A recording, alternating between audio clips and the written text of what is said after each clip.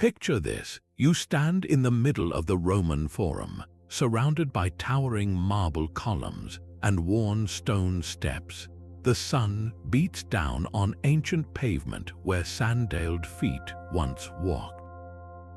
We often think of Rome through its grand architecture, its epic battles, its emperors and gladiators. But what if I told you that the real heartbeat of this empire, its deepest secrets, its most intimate joys and sorrows wasn't carved in stone, but written in verse? What if the truest history of Rome lies not in its ruins, but in its poetry? Imagine the scrolls unrolled by candlelight, the words spoken in crowded courtyards, the verses shared between lovers. This is where we find the gentle, human side of history, the whispered confessions, the private hopes, the scandals that shook the very foundations of power. Through the eyes of poets like Virgil, Ovid, and Horace, we don't just learn about Rome, we feel it. We step into the sandals of those who loved, lost, dreamed, and dared in the shadow of the Colosseum. This is where history breathes. This is where it becomes personal. Join me on a journey into the poetry of ancient Rome, a world where ambition and artistry collide, where political intrigue hides behind beautiful metaphors, and where the emotions of people 2,000 years ago echo our own. We'll uncover stories of love that defied emperors, verses that mocked the powerful, and elegies that captured the universal ache of loss. This isn't just about reciting old poems. It's about rediscovering the soul of an empire, one line, one heartbeat at a time. So let's wander beyond the ruins and listen closely to the words they left behind. To understand this world of whispered verse, we first need to grasp just how deeply poetry was woven into the fabric of Roman existence. It wasn't a niche hobby for the elite. It was the bloodstream of their culture, flowing through classrooms, law courts, and the very halls of power. For a Roman, poetry was the ultimate tool of communication, persuasion, and memory. Think of a young boy's education. His foundational textbook wasn't a dry list of grammar rules or historical dates. It was Homer's Iliad and Odyssey. He learned his moral values, his sense of duty, and the art of rhetoric by analyzing epic verse. Poetry was the medium that taught him how to think, how to speak, and how to be a Roman citizen. This early immersion created a society that was uniquely attuned to the power of metaphor, rhythm, and allusion. They were a people who thought in verse. This cultural importance was fueled by a unique economic engine, the patronage system. A wealthy and powerful Roman, a patron, would financially support an artist, his client. In return, the poet would compose works that brought prestige, legitimacy, and often very specific political messaging to the patron's name. It was a symbiotic relationship. The poet gained the freedom to create without worrying about his next meal, and the patron gained a powerful voice to shape his legacy. Imagine a modern political advisor, public relations firm, and biographer all rolled into one incredibly talented wordsmith. That was a Roman poet working for a patron like Maecenas, who supported both Virgil and Horace. The very masterpieces we study today, like Virgil's Aeneid, were born from this intricate dance of art and ambition. But poetry wasn't just written to be read in silence, it was a performing art. Recitations, called recitations, were major social events. A poet would stand before an audience of his peers, critics, and patrons to perform his latest work. The crowd's reaction was immediate and visceral, a chorus of snaps and shouts of approval for a clever turn of phrase, or a stony, awkward silence for a line that fell flat. This was the real-time testing ground for new poetry, a direct line from the creator to his public. It was in these crowded rooms that reputations were made and broken. And through all of this, the education, the patronage, the performances, poetry became the most versatile vehicle for expression the Romans ever devised. It was a weapon for searing political satire, as Juvenal used it to skewer the corruption and vices of the city. It was a tool for imperial propaganda, with Virgil's Aeneid providing a divine and glorious origin story for Emperor Augustus's reign. And perhaps most powerfully, it was a sanctuary for personal confession. The love elegies of poets like Catullus and Plautus bypassed the grand narratives of state to explore the intimate, chaotic, and often painful world of individual desire, jealousy, and heartbreak. In their lines, we don't hear the voice of an empire, but the voice of a single, wounded human being, a sound that transcends 2,000 years to feel utterly modern. Before Virgil ever dreamed of Ennius, before the Aeneid became the national epic of Rome, there was another poet, a grandfather of Latin literature, who first dared to translate the Roman spirit into the grand style of Greek epic. His name was Quintus Ennius, and while his name might not ring as loudly today, his ambition echoes through every line of Roman poetry that followed. He was the pioneer, the architect who first laid the foundation upon which the greats would later build. Ennius's life story reads like an epic itself. Born in the Greek-influenced region of Calabria in southern Italy, he was a man of two worlds, fluent in both Oscan and Greek before he ever learned Latin. He served as a soldier in the Roman army, and legend says it was his poetic talent that caught the attention of the noble Cato the Elder, who brought him to Rome. This unique background was his superpower. He wasn't just a Roman looking out at Greek culture, he was immersed in it, and he possessed the deep understanding needed to merge these two mighty traditions to essentially give Rome a new voice. His monumental work, the Annals or Annals, was nothing short of a revolution. It was an epic poem spanning the entire history of Rome, from the fall of Troy all the way to his own time. Think of it as a national narrative, a sweeping historical saga written in verse, designed to give the Roman people a shared, glorious past. Before Ennius, Roman historical records were brief, dry chronicles. He transformed those simple facts into a powerful, resonant myth. He gave Romans their story, and he made it sound like the Homeric legends they so admired. But his most profound and technical innovation was his choice of meter. Prior to Ennius, Latin poets primarily used a clunky, native meter called Saturnian verse. It was serviceable but lacked the grandeur and rhythmic complexity of Greek poetry. Ennius, with his intimate knowledge of Homer, made a bold and controversial decision. He imported the dactylic hexameter, the stately, rolling rhythm of the Iliad and the Odyssey, and painstakingly adapted it to the very different sounds and rhythms of the Latin language. This was no simple translation, it was a linguistic engineering feat. He had to shape the Latin tongue to fit this Greek mold, proving that it could be just as noble, just as musical, just as capable of expressing the highest ideals. He famously declared, and this is a quote that sent ripples through the literary world, "I have three hearts because I speak Greek, Oscan, and Latin." This wasn't just a comment on multilingualism, it was a statement of a new, synthesized identity. Through his work, he argued that the Roman heart could beat in a Greek meter. He gave his countrymen a new literary language, a vehicle for expression that could carry the weight of their expanding empire and their burgeoning national pride. While only fragments of the Annals survive today, their influence is immeasurable. Virgil stood directly on the shoulders of this giant. The Aeneid is the masterpiece that the Annals made possible. Ennius provided the template, the proof of concept that a Latin epic of divine destinies and national heroes could not only exist but could excel. He was the first to plant the seed, to carve the path through uncharted literary territory. Every Roman poet who wielded the dactylic hexameter after him, from Lucretius to Virgil, was walking a road that Quintus Ennius had built, word by careful word, line by majestic line. But if Ennius represents the grand, serious face of early Roman verse, then his contemporary Titus Maxius Plautus is its mischievous, laughing counterpart. While Ennius was busy crafting a noble national epic, Plautus was down in the bustling streets, translating the chaotic energy of Roman life into uproarious verse for the stage. His plays were the blockbuster comedies of their day, and to think of them as mere theatre is to miss the point entirely.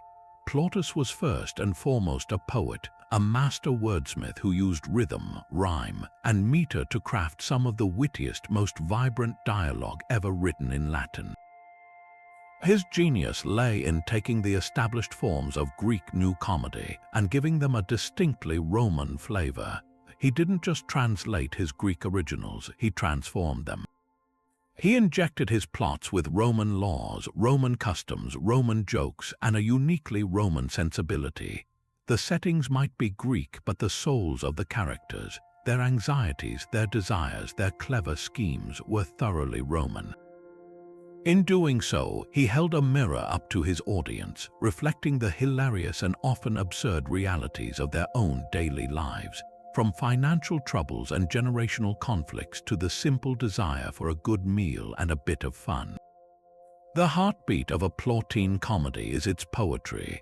While he employed a variety of meters, his most famous and lively is the iambic scenarius, a rapid, conversational rhythm that mimics the natural pulse of speech. This wasn't the stately, formal hexameter of epic. This was the quick, punchy, back-and-forth rhythm of argument, of whispered secrets, of comic misunderstanding. He then contrasted this with more complex and musical meters for songs, turning scenes into full-blown musical numbers. Actors would sing their soliloquies, dance their frustrations, and serenade their lovers, making the theater a place of infectious, rhythmic energy.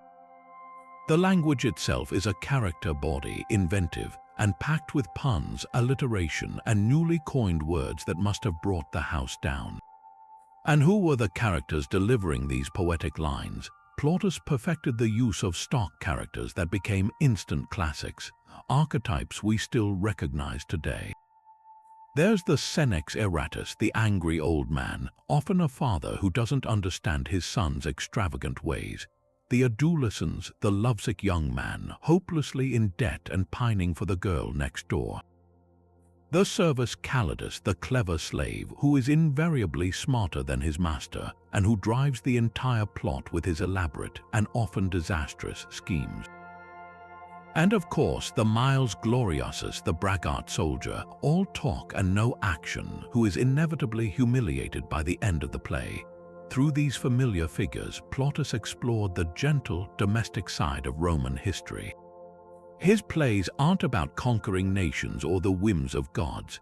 They're about a son trying to borrow money from his father, a wife outsmarting her husband, a servant trying to earn his freedom. He found the epic in the everyday. His stage was a world where social hierarchies could be temporarily turned upside down, where the slave could be the hero and the master the fool. For a few hours, the common Roman citizen in the audience could laugh at the follies of the wealthy and powerful, could see their own family struggles reflected back at them with a generous dose of humor and heart. This was more than just entertainment, it was a pressure valve. In a society with strict social rules and immense pressure, comedy provided a safe space to question authority, challenge norms, and revel in chaos, all within the controlled and ultimately harmless confines of poetic verse. Plautus gave Rome the gift of laughter, and in doing so, he proved that poetry wasn't only for solemn hymns and national propaganda. It could also be the vehicle for a clever punchline, a satirical jab, and a heartfelt celebration of the beautiful, ridiculous mess of ordinary human life. Yet for every poet dreaming of epic heroes or crafting comic deceptions, there existed another voice, entirely one concerned not with myth or mirth, but with the practical, gritty reality of daily survival. This was the world of Cato the Elder, a figure who stood in stark opposition to the very cultural currents Ennius and Plautus represented. While they embraced Greek influence and artistic flourish, Cato championed a rigid, austere Roman tradition. And in his hands, poetry became neither entertainment nor national myth, but a blunt instrument for instruction, a tool to mold character and ensure a functioning republic. Cato himself was a legend of Roman politics, a man who rose from humble origins to become a consul, censor, and famously stern moral guardian of the state. He was notoriously suspicious of Greek culture, viewing its philosophy and rhetoric as a corrupting influence that softened Roman resolve. He believed true Roman strength lay in simplicity, discipline, and a direct connection to the land. For him, the ideal citizen was not a philosopher reciting Homer but a soldier-farmer, a man who could wield a sword and a plow with equal skill.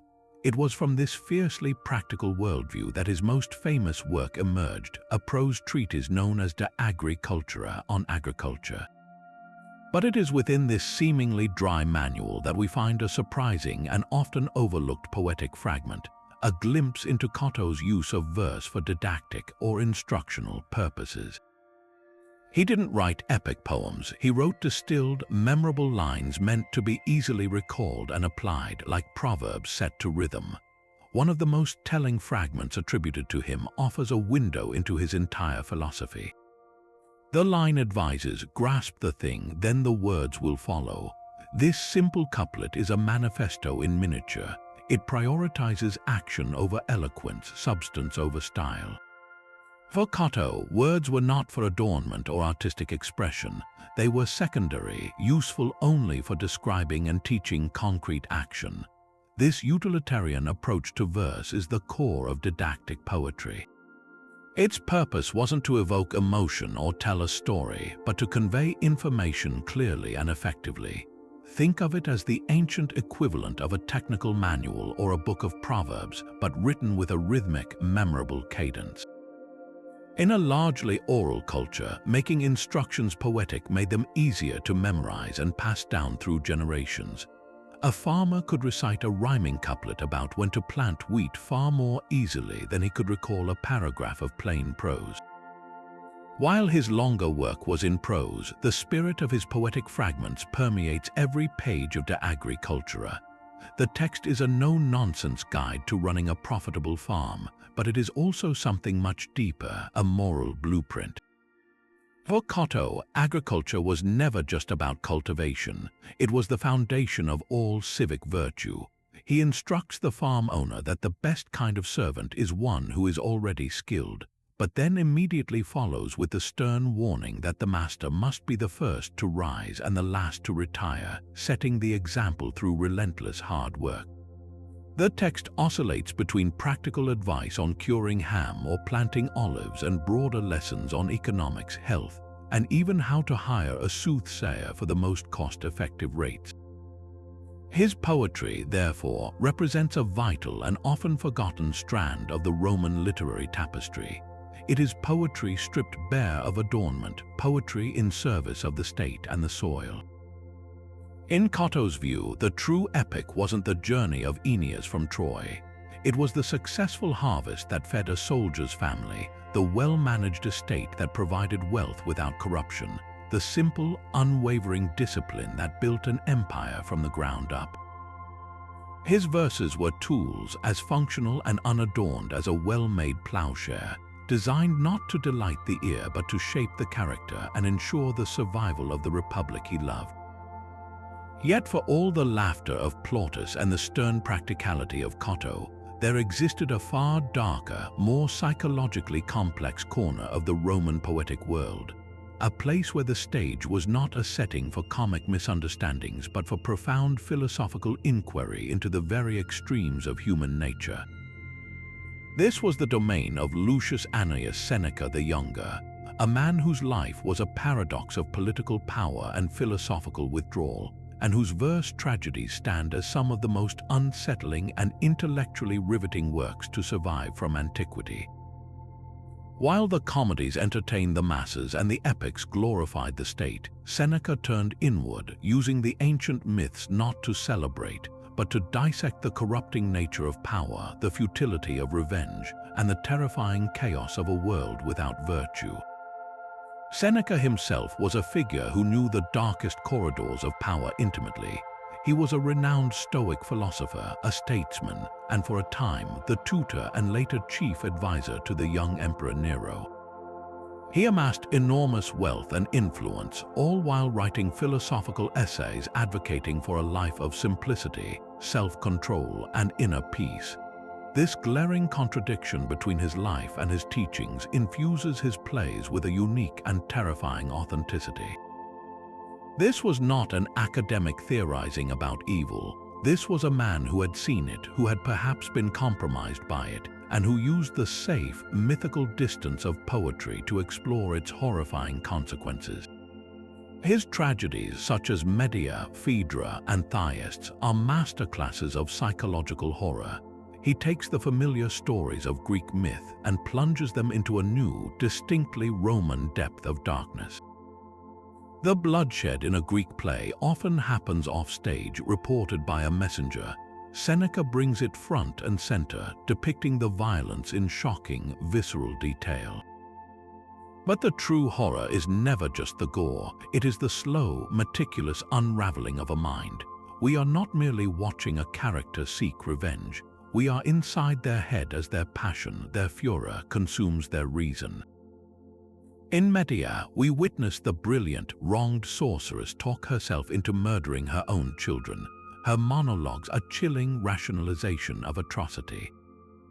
In Theists, the tyrannical Atreus doesn't just kill his brother's children. He serves them to him in a banquet, an act of cruelty so calculated it becomes a kind of evil art.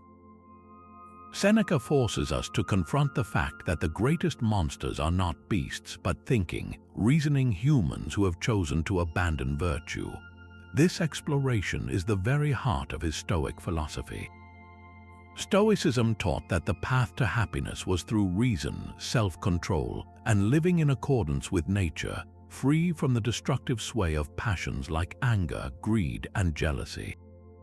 Seneca's tragedies are the negative image of this philosophy. They are elaborate, brutal thought experiments showing what happens when these passions are given absolute reign. His characters become case studies in the failure of reason. They are consumed by anger that burns away all humanity, by a lust for power that justifies any atrocity, by a grief that spirals into madness. The plays are not meant to entertain in the way Plautus did. They are meant to horrify, to shock the audience into a greater self-awareness. By watching these extremes, a Roman spectator was meant to better understand the fragile boundaries of his own soul and the constant need for philosophical vigilance.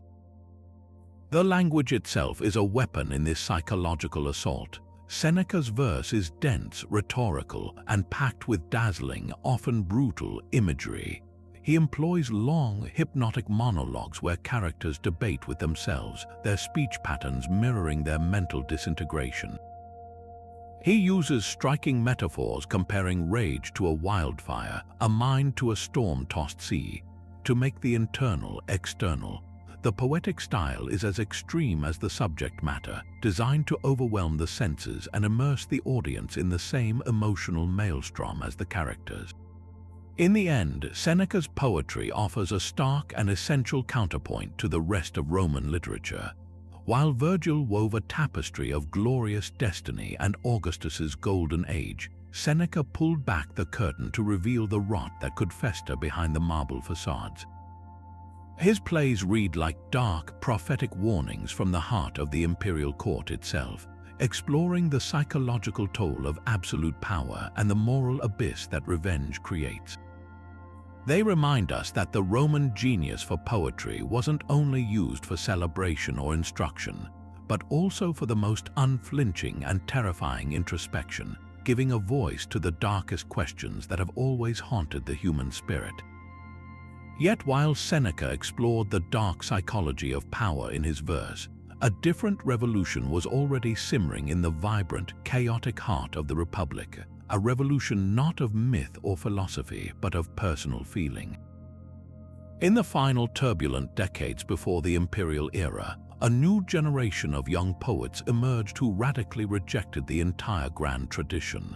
They turned their backs on national epics, stern moralizing, and even the broad stages of comedy and tragedy. Their stage was the private room, the whispered confession, the raw nerve of individual experience. They called themselves the Poeti Novi, the new poets, or as later critics sometimes dubbed them, the Neoterics, from the Greek for newer ones. And their leader, their brilliant and incendiary voice, was a young man from the provinces named Gaius Valerius Catullus. The world of the new poets was cosmopolitan and sophisticated. Many of them, like Catullus, came from wealthy families in northern Italy, arriving in Rome with fresh eyes and a burning desire to make their mark. They were deeply influenced by the latest trends in Greek poetry, particularly the intricate, highly polished work of the Hellenistic poets like Callimachus. These Greek masters had moved away from the sprawling narratives of Homer, favoring instead shorter, exquisitely crafted poems that prized learning, wit, and technical perfection above all else. The Neoterics adopted this aesthetic with a passion. For them, a poem was not a massive, rolling epic but a fine-spun song, a polished gem. Their ideal was labor limi, the work of the file, a painstaking process of revision until every word, every syllable, every rhythm was perfectly placed for maximum effect. This artistic shift represented a profound rejection of the old guard. To a poet like Catullus, the idea of writing a long-winded epic about the founding of Rome or the deeds of a general was the height of artistic bankruptcy. In one of his most famous poems, he savagely mocks his contemporaries who found pleasure in what he calls the ponderous and limp-wristed annals of Volusius, a clear jab at the Ennian tradition of national epic. He declares their work fit only to be wrapping paper for fish at the market. For the Neoterics, true importance was not found in the public sphere of state and myth, but in the private sphere of the individual. The true epic was the human heart, and no one charted the epic of the heart with more brutal, beautiful honesty than Catullus. He took the personal to an unprecedented extreme, writing not about abstract emotions but about his own life with startling intimacy. His muse was not a mythical goddess but a real, sophisticated Roman woman he pseudonymously called Lesbia. Through his poems, we experience the entire, devastating arc of their affair.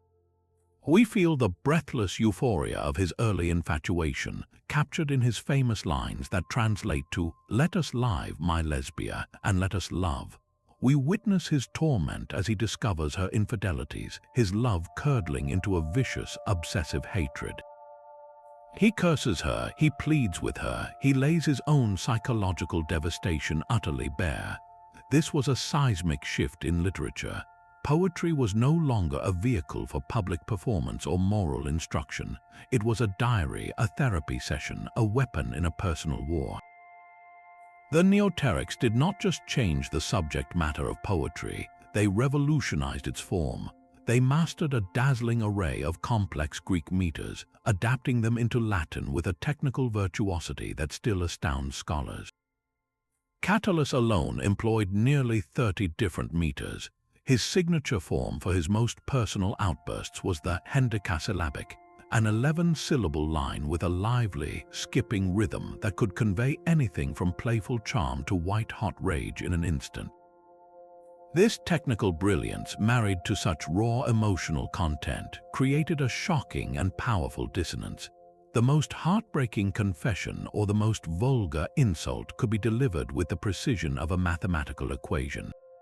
It was this combination, the perfectly crafted vessel overflowing with messy, uncontrollable feeling, that made their work so revolutionary and so enduringly modern.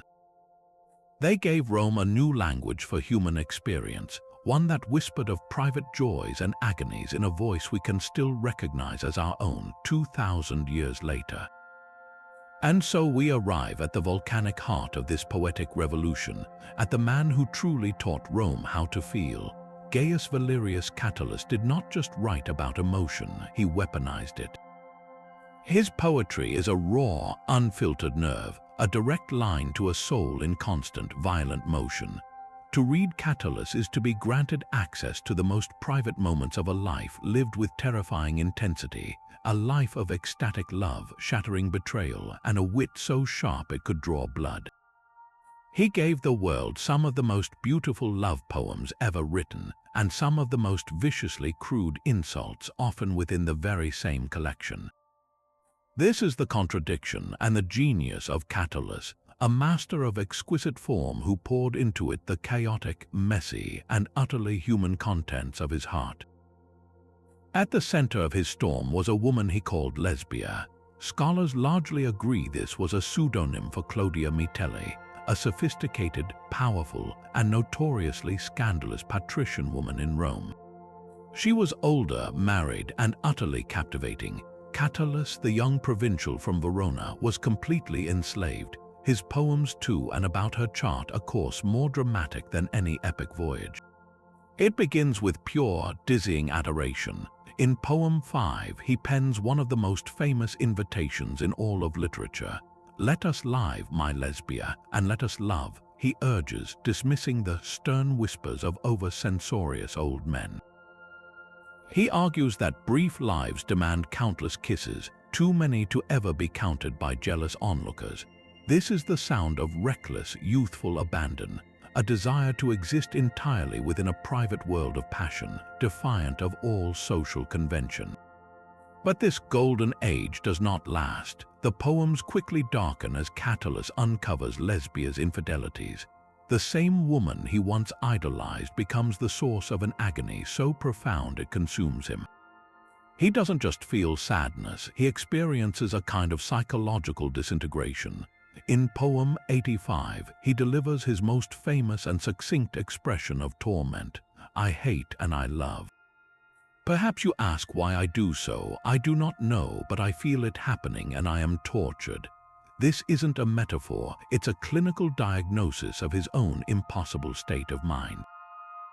He is a man torn in two, capable of holding two absolute opposing truths within himself simultaneously. This internal conflict fuels some of his most brutally honest and vengeful work. His love curdles into a magnificent, poisonous hatred. He compares his affair to a plow breaking on a rock at the edge of a field, something once productive and life-giving, now shattered and useless. He mourns not just the loss of her, but the loss of his own trust and the death of his own virtue. In one devastating poem, he attends a dinner party and sees Lesbia, who openly mocks him while showering affection on other men. The scene is a masterpiece of psychological observation, capturing the unique humiliation of being betrayed in public, of having to maintain composure while your world collapses. And then there is the profanity, the shocking, vulgar language that has made readers blush for 2 millennia. This was not a lack of artistry, it was his artistry. When decorous words failed to capture the depth of his rage or his pain, Catullus reached for the blunt instruments of the street. His most infamous poems target his rivals with breathtaking cruelty. He accused a man named Gellius of committing unspeakable acts with his own uncle and mother. He branded another poet, Marcus Furius by Baculus, as a worthless plagiarist in language too crude to translate directly. This was a deliberate scorched earth policy. By using the lowest, most offensive language available, he was refusing to grant his enemies the dignity of a civilized critique. He was dragging them down into the mud with him, asserting that his emotional truth was more important than polite societal norms. Yet to focus only on the scandal is to miss his incredible technical mastery. The raw emotion is always contained within exquisitely crafted vessels. He was a virtuoso of complex Greek meters, adapting them into Latin with a jeweler's precision.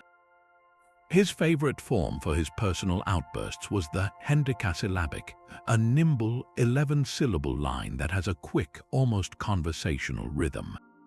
He could make this meter skip with playful joy or snap with bitter sarcasm. The contrast is what makes his poetry so powerful. The most refined and learned forms are used to express the most primal, unlearned feelings. It is this tension between perfect control and utter chaos that gives his work its enduring, electric charge. Through Catullus, poetry became a confession, a weapon, a curse, and a scream into the void. He turned the grand Roman tradition inward, proving that the most epic battle isn't fought on a battlefield, but within a single human heart. He bequeathed to us not a mythologized past, but a painfully present self, teaching us that to be fully human is to encompass both divine adoration and brutal hatred, often for the very same person. He gave voice to the beautiful, terrible, and unresolvable contradictions of love, and in doing so, he became the first modern poet. Yet to view Catullus only through the lens of his passion for Lesbia is to see only the storm and miss the vast, varied landscape it rages over. His poetry captures the full spectrum of a life lived intensely in the final, chaotic days of the Roman Republic. Beyond the bedroom, his verse was a canvas for deep fraternal love, for the biting satire of the political arena, and for the humorous absurdities of travel and friendship. He was, in essence, the poet of the complete self. Perhaps the most profound and moving departure from his love poems is his writing on the death of his older brother. This was not just a personal loss, it was a seismic event that shook the very foundation of his world. His brother died far from home, buried in the Troad, the very region of ancient Troy. In poem 101, Catullus recounts the long, arduous journey he undertook to perform the essential funeral rites. The poem is a masterpiece of understated grief. He addresses his brother directly, a heartbreaking rhetorical device that underscores the permanent silence that now separates them. "I have come these many miles, brother," he writes, "bringing you the last gifts for the dead." The gifts are simple, traditional, offerings of food and drink poured upon the grave, but the true gift is his presence, his effort, his devotion. The final lines are some of the most poignant in all of Latin literature.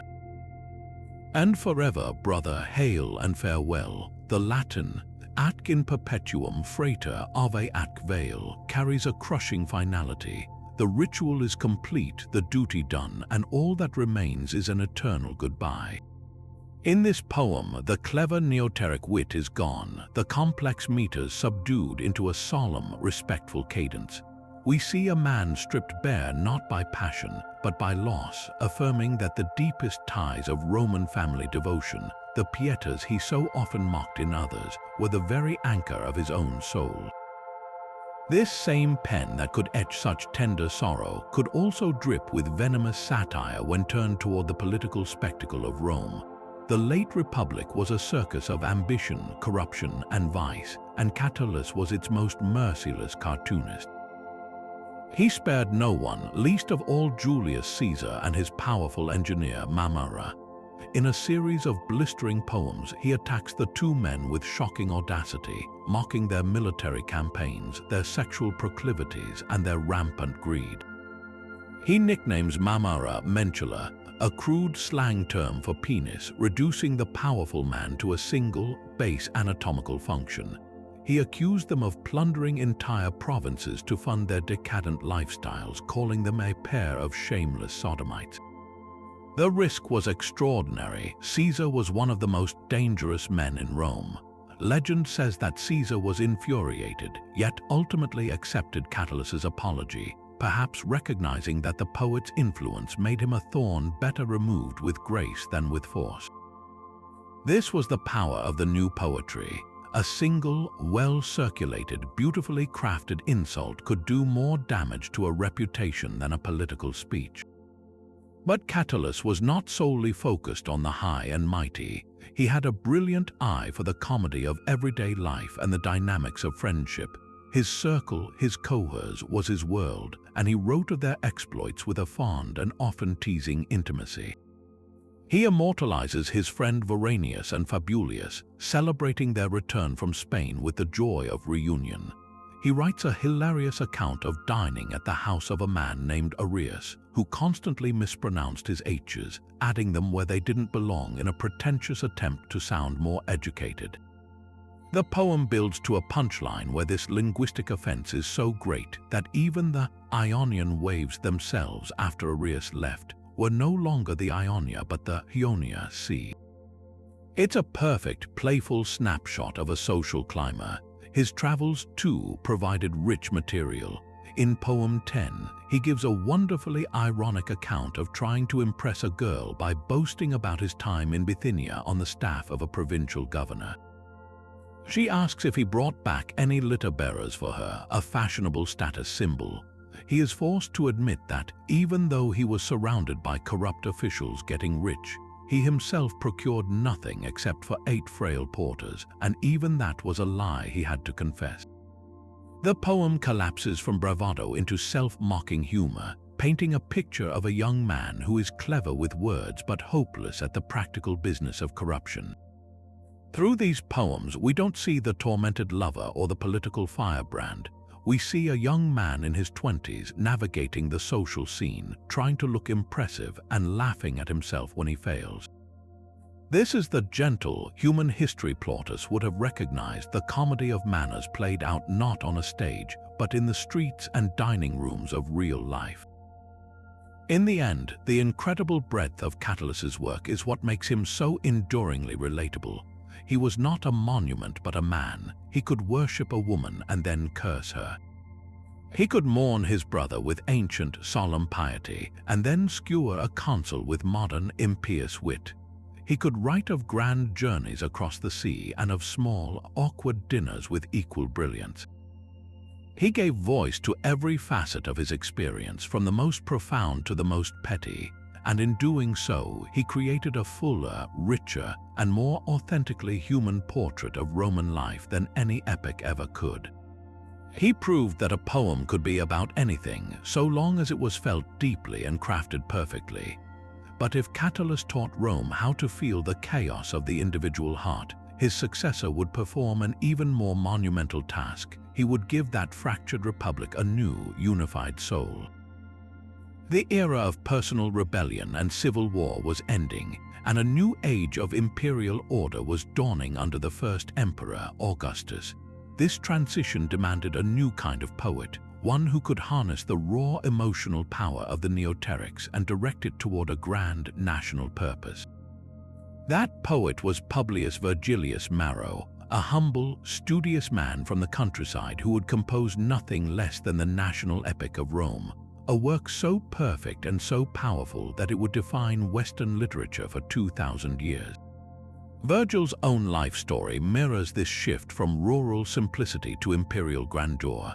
He was not a sophisticated city dweller like Catullus, but a man born in the north of Italy, near Mantua, and he always retained a deep, abiding love for the Italian landscape and the hard-working farmers who cultivated it. This connection to the land would become the bedrock of his entire poetic vision. He was a studious, delicate man, suffering from poor health throughout his life, and he was said to have spoken with a slow, rustic accent that marked him as an outsider in the polished circles of Rome. It was this very background, this understanding of the simple, foundational values of Roman life, that made him the perfect voice for Augustus's ambitious project of cultural and moral restoration. After the devastating generation of civil wars that culminated in the victory of Augustus, Rome was a nation physically triumphant but spiritually exhausted. The old republican virtues seemed like a distant memory. Augustus's great mission was to heal these wounds and rebuild a collective Roman identity, to usher in a new golden age of peace, piety, and prosperity, the Pax Augusta. But to make this vision stick, he needed more than just laws and reforms. He needed a story. He needed a myth so compelling, so beautifully told, that every Roman citizen would see their own destiny reflected in it. He needed an epic that could do for Rome what Homer's poems had done for Greece, provide a divine origin, a shared set of heroes, and a sense of glorious, preordained purpose. This was the immense task handed to Virgil, supported by the emperor's powerful cultural minister, Maecenas. Virgil did not rush into this endeavor. His first major work, the Georgics, was a stunningly beautiful didactic poem on the subject of farming. On the surface, it's a practical guide to tending crops, raising livestock, and keeping bees. But on a deeper level, it is a profound philosophical argument for the work of the Pax Augusta.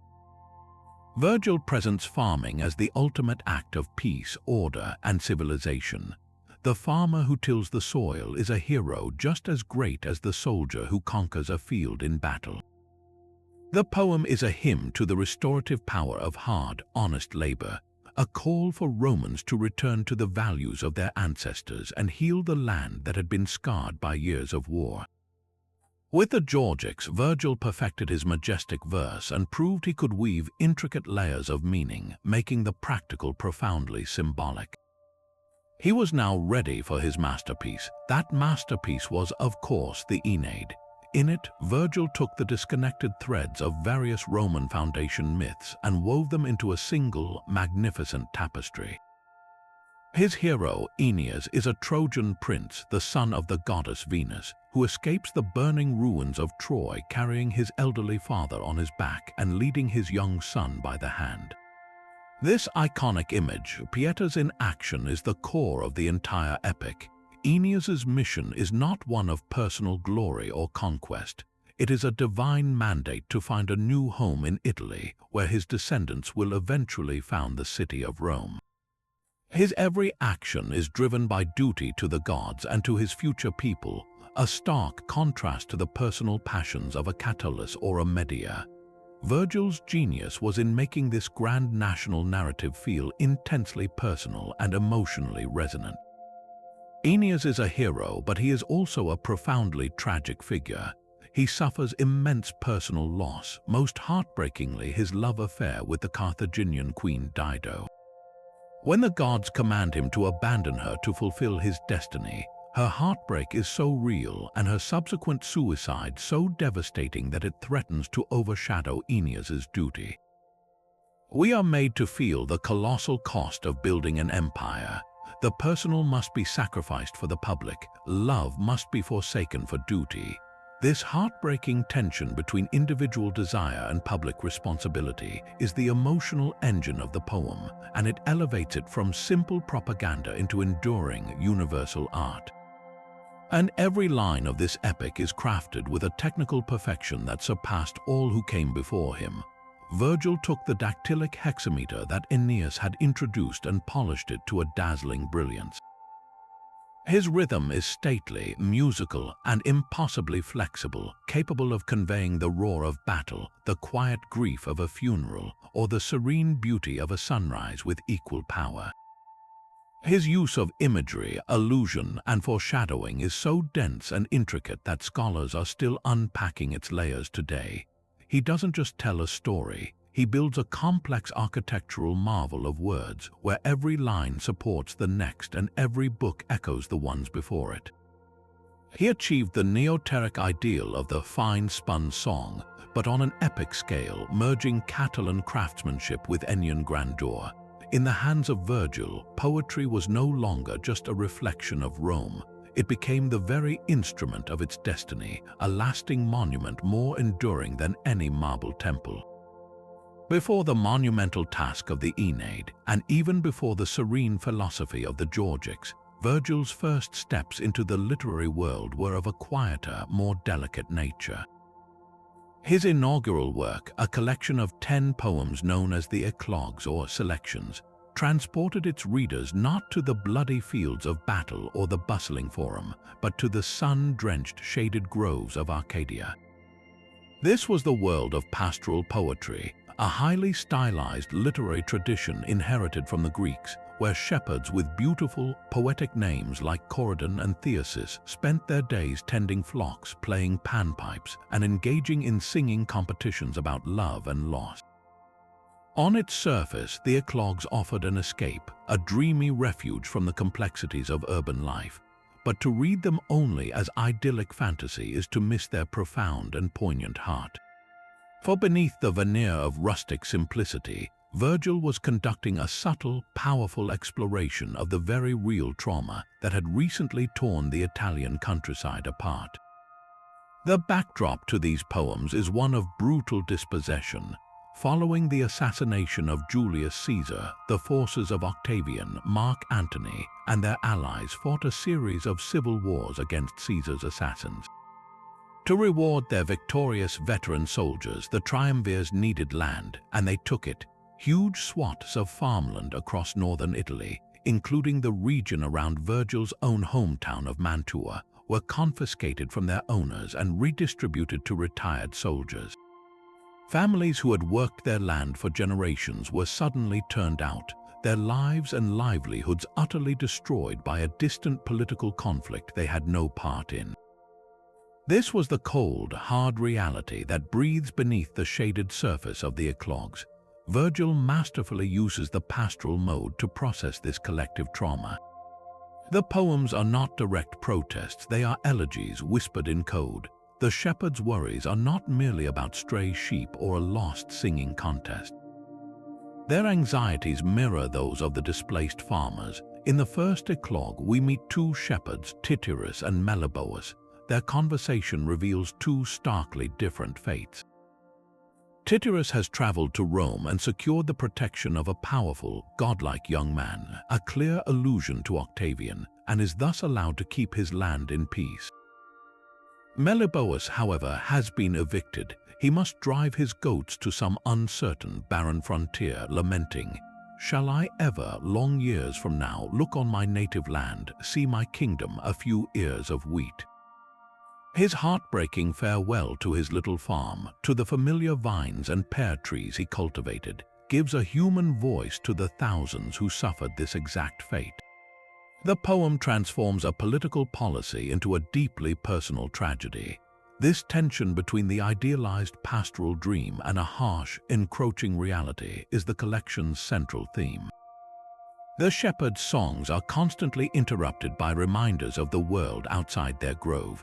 In one poem, a shepherd sings of how a soldier's love for his weapons and war will eventually give way to the farmer's love for his land, a hopeful plea for the peace that Octavian would later promise. Another eclogue, the fourth, is perhaps the most famous and mysterious. It prophesies the return of a golden age ushered in by the birth of a wondrous child.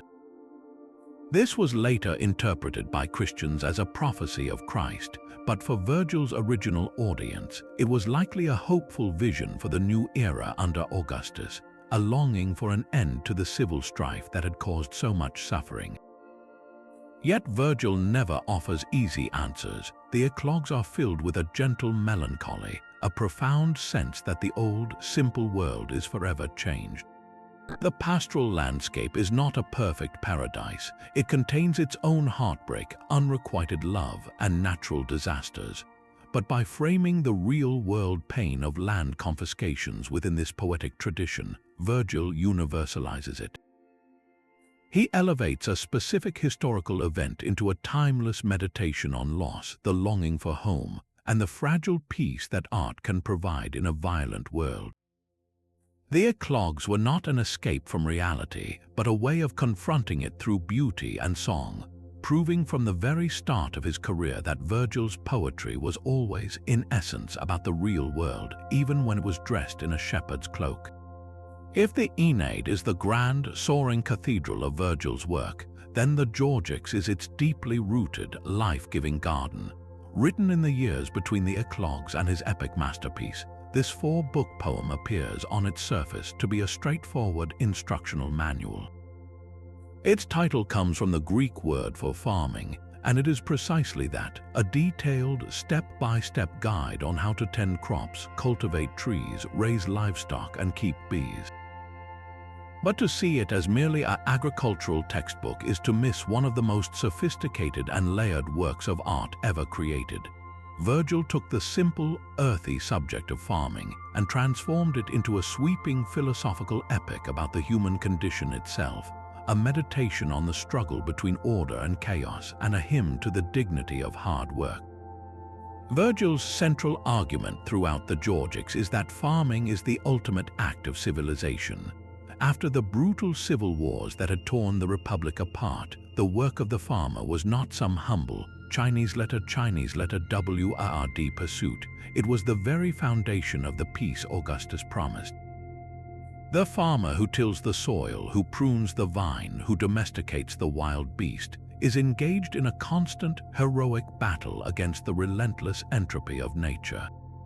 The poem is filled with this imagery of struggle. Jupiter, he tells us, deliberately made life hard for humanity, so that we might develop our ingenuity and strength through practice and need. The entire world is a kind of farm that must be won from wilderness through relentless effort. This makes every Roman farmer a kind of Ennius, not conquering foreign armies, but conquering the stubborn, unyielding earth to build a new Troy upon it. Yet this struggle is not presented as a grim, joyless toil. Virgil imbues every practical instruction with a sense of sacred wonder and profound respect for the natural world.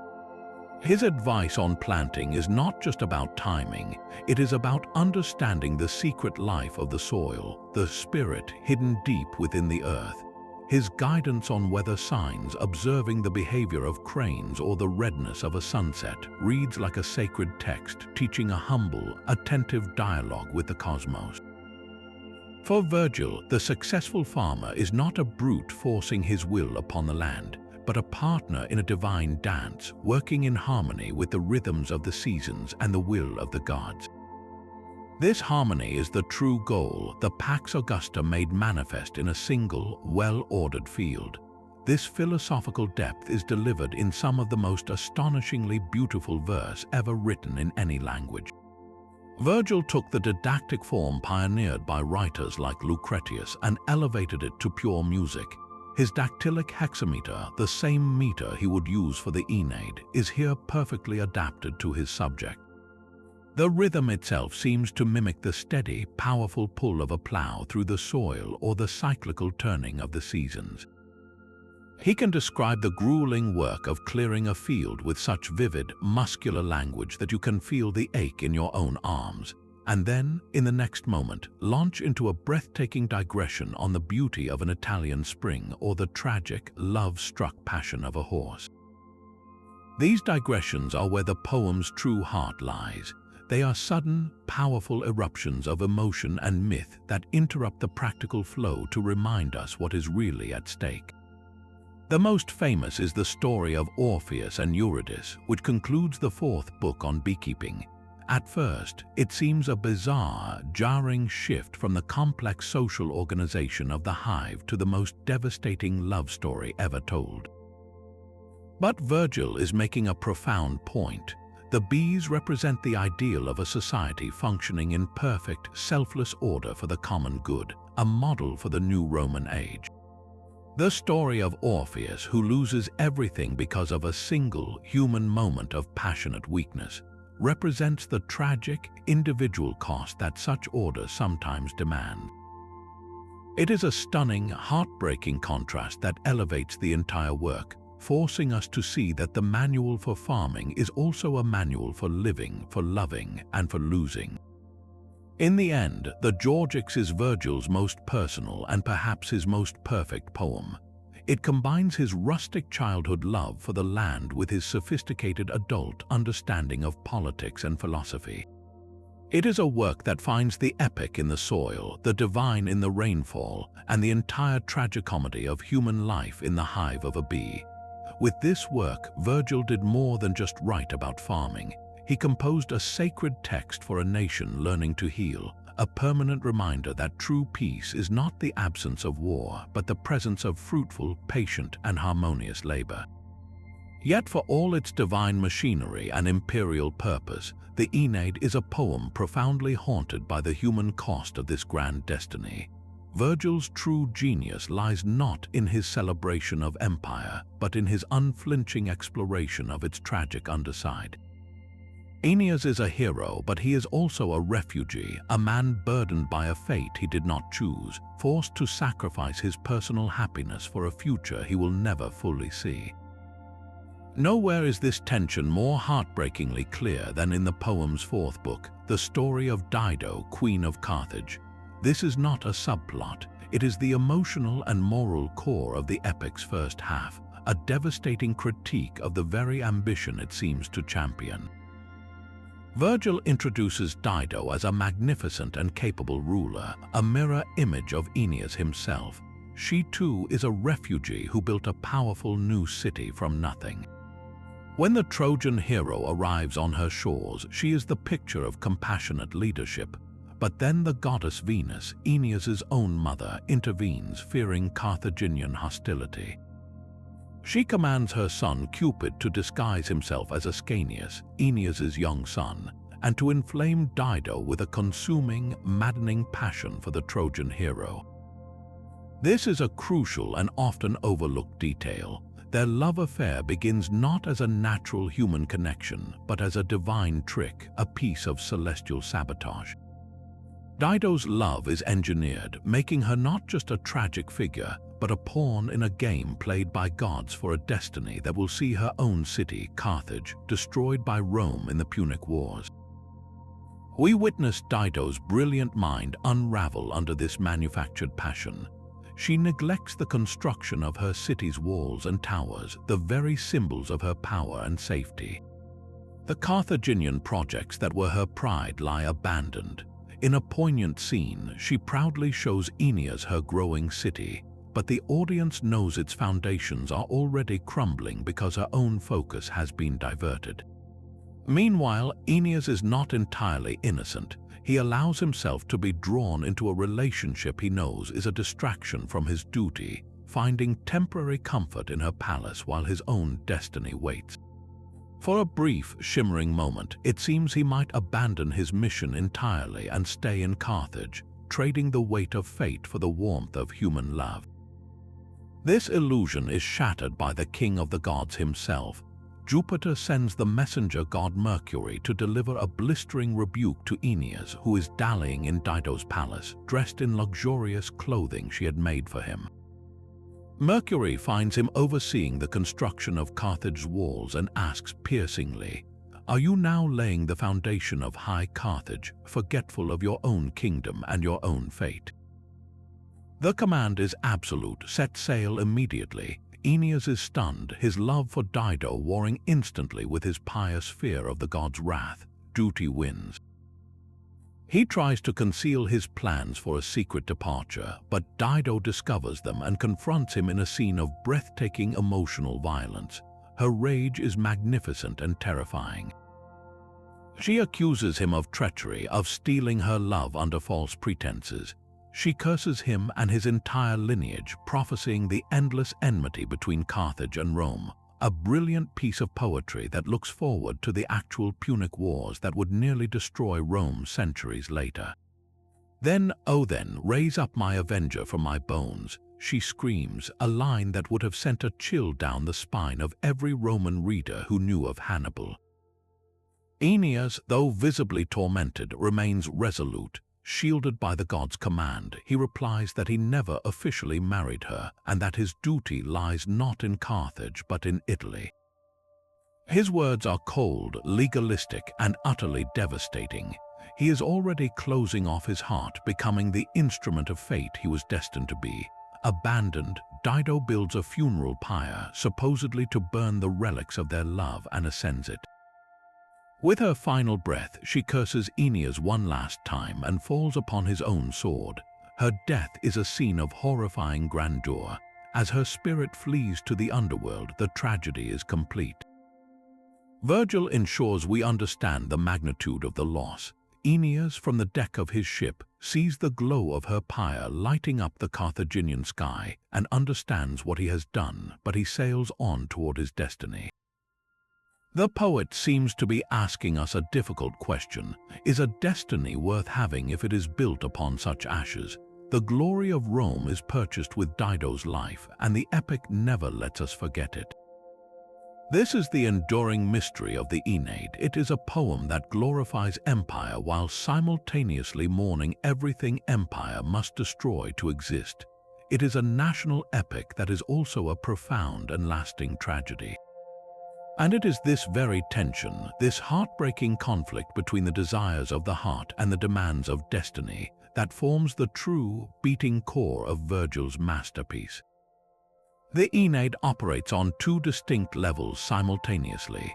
On the surface, it is the official, state-sponsored narrative, a glorious origin story for the Augustan age that celebrates piety, duty, and the divine right of Rome to rule the world.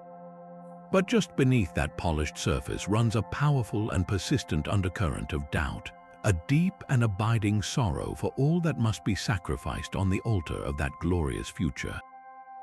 Virgil is not just a cheerleader for empire, he is its most profound and empathetic critic. This internal conflict is embodied perfectly in its hero. Ennius is often criticized as a bland, one-dimensional character, a mere puppet of the gods, but this misses the profound tragedy of his role. He is not a man of action like the hot-headed Achilles or a man of cunning like the wandering Odysseus. His defining characteristic is pietas, a complex Roman concept that encompasses duty to the gods, loyalty to family, and devotion to one's country. This is not a lack of personality, it is a personality defined by self-suppression. We see this agony in moments both large and small. When he comforts his terrified men after the storm that opens the poem, his words are brave and steady, but Virgil tells us his heart is sick with overwhelming grief.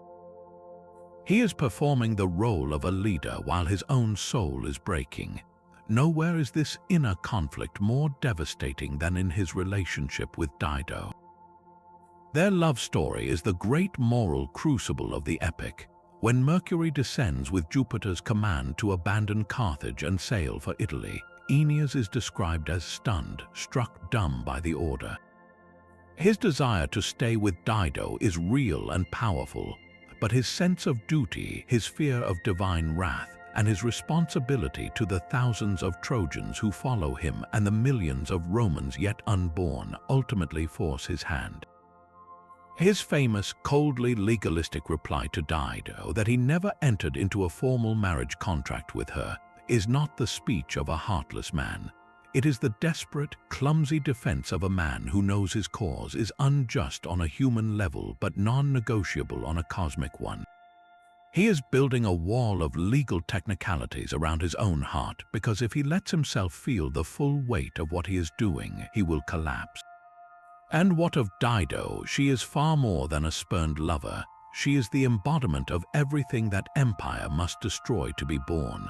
She represents the possibility of a different path, a world built on personal passion, individual agency, and human connection rather than cold, impersonal fate. Her curse upon Ennius as she dies is not merely a personal wish for vengeance, it is a geopolitical prophecy. She calls for an avenger to rise from her bones, a clear foreshadowing of Hannibal, who would later lead Carthage against Rome in the Punic Wars and nearly bring the empire to its knees. In her death, she ensures that the personal tragedy of Carthage will forever be intertwined with the national destiny of Rome. The cost of building an empire is not just one woman's life, it is centuries of bloody warfare, all born from this one foundational act of abandonment. Virgil extends this theme of tragic cost beyond the personal to the historical. In the epic's second half, as Ennius arrives in Italy and fights a war to claim his promised land, we meet another doomed rival, Turnus, the king of the Rutulians. He is a hot-blooded, Homeric-style hero, defending his homeland and his betrothed bride, Lavinia, from a foreign invader. From the Italian perspective, Ennius is not a heroic founder but a devastating aggressor. In the poem's final, chilling lines, Ennius stands over the defeated Turnus, who begs for mercy. Ennius hesitates, and for a moment, it seems pietas might extend to compassion for a fallen foe. But then he sees slung across Turnus's shoulder the belt of Ennius's young friend, Pallas, whom Turnus killed earlier. Consumed by a rage for vengeance that mirrors Dido's, Ennius plunges his sword into Turnus's chest. The epic ends not with a celebration but with the life of its defeated enemy, indignant fleeing to the shades below. This is the final, terrible paradox of the Aeneid. To found a civilization based on law and piety, its founder must ultimately act on furious personal vengeance. The poem closes on a note of unsettling ambiguity, forcing us to question the very values it seems to champion.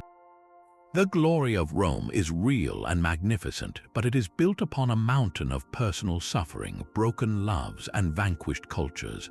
Virgil, the poet of the Augustan age, gives us both the celebration and the lament in the same breath. He holds the glorious destiny of a 1,000-year empire in one hand and the ashes of Dido's funeral pyre in the other, and he asks us, without ever providing a simple answer, to consider whether the one was worth the other. This is why the Aeneid endures not as a simple tale of triumph, but as the Western world's most profound and heartbreaking exploration of the price of destiny. Virgil's sudden death in 19 BC left the Aeneid in a state of heartbreaking incompletion. Legend tells us that on his deathbed, the poet, unsatisfied with his unfinished masterpiece, begged his friends to burn the manuscript. He had spent over a decade crafting its verses, and to his exacting eye, it remained imperfect, unworthy of release. Thankfully for the history of Western culture, the Emperor Augustus intervened, directly countermanding Virgil's final wish. He ordered the poet's executors, Varius and Tucker, to prepare the epic for publication with as few editorial changes as possible. This act of imperial preservation was one of the most significant in literary history. From that moment, the Aeneid was not merely a poem. It was a national treasure, instantly canonized as the supreme work of Latin literature, a status it has never relinquished. Its role in the Roman world was immediate and profound. It became the central text of a Roman education, the book from which schoolchildren learned not only language and meter, but also the core values of duty, piety, and national identity. For centuries, every educated Roman knew vast passages by heart, but the empire that Virgil's epic helped to glorify would eventually fall, and the Aeneid's journey was only just beginning. As the light of Rome faded, this pagan poem found an unlikely new guardian, the Christian Church. Early church fathers like Saint Augustine wrestled with its power, torn between its undeniable artistic genius and its pagan theology. How could a work that so movingly explored human suffering and divine will, yet was filled with false gods, be reconciled with Christian truth? The solution was both ingenious and transformative. They began to read the Aeneid not as a literal history, but as an allegory. Its heroes and journeys were reinterpreted as symbolic representations of the Christian soul's own struggles. The fourth Eclogue, with its prophecy of a wondrous child heralding a golden age, was spectacularly reinterpreted as a divinely inspired prediction of the birth of Christ, making Virgil an honorary prophet for the medieval world. This mystical reading reached its zenith with Dante Alighieri in the 14th century. In his Divine Comedy, Dante chooses Virgil, the poet of human reason and virtue, to be his guide through hell and purgatory. Virgil represents the highest wisdom that humanity can achieve without divine revelation, a noble, compassionate, but ultimately limited guide who must leave Dante at the gates of paradise. By enshrining the Roman poet in this role, Dante cemented Virgil's status as a timeless seer, a bridge between the classical and Christian worlds. For over 1,000 years, this allegorical interpretation held sway.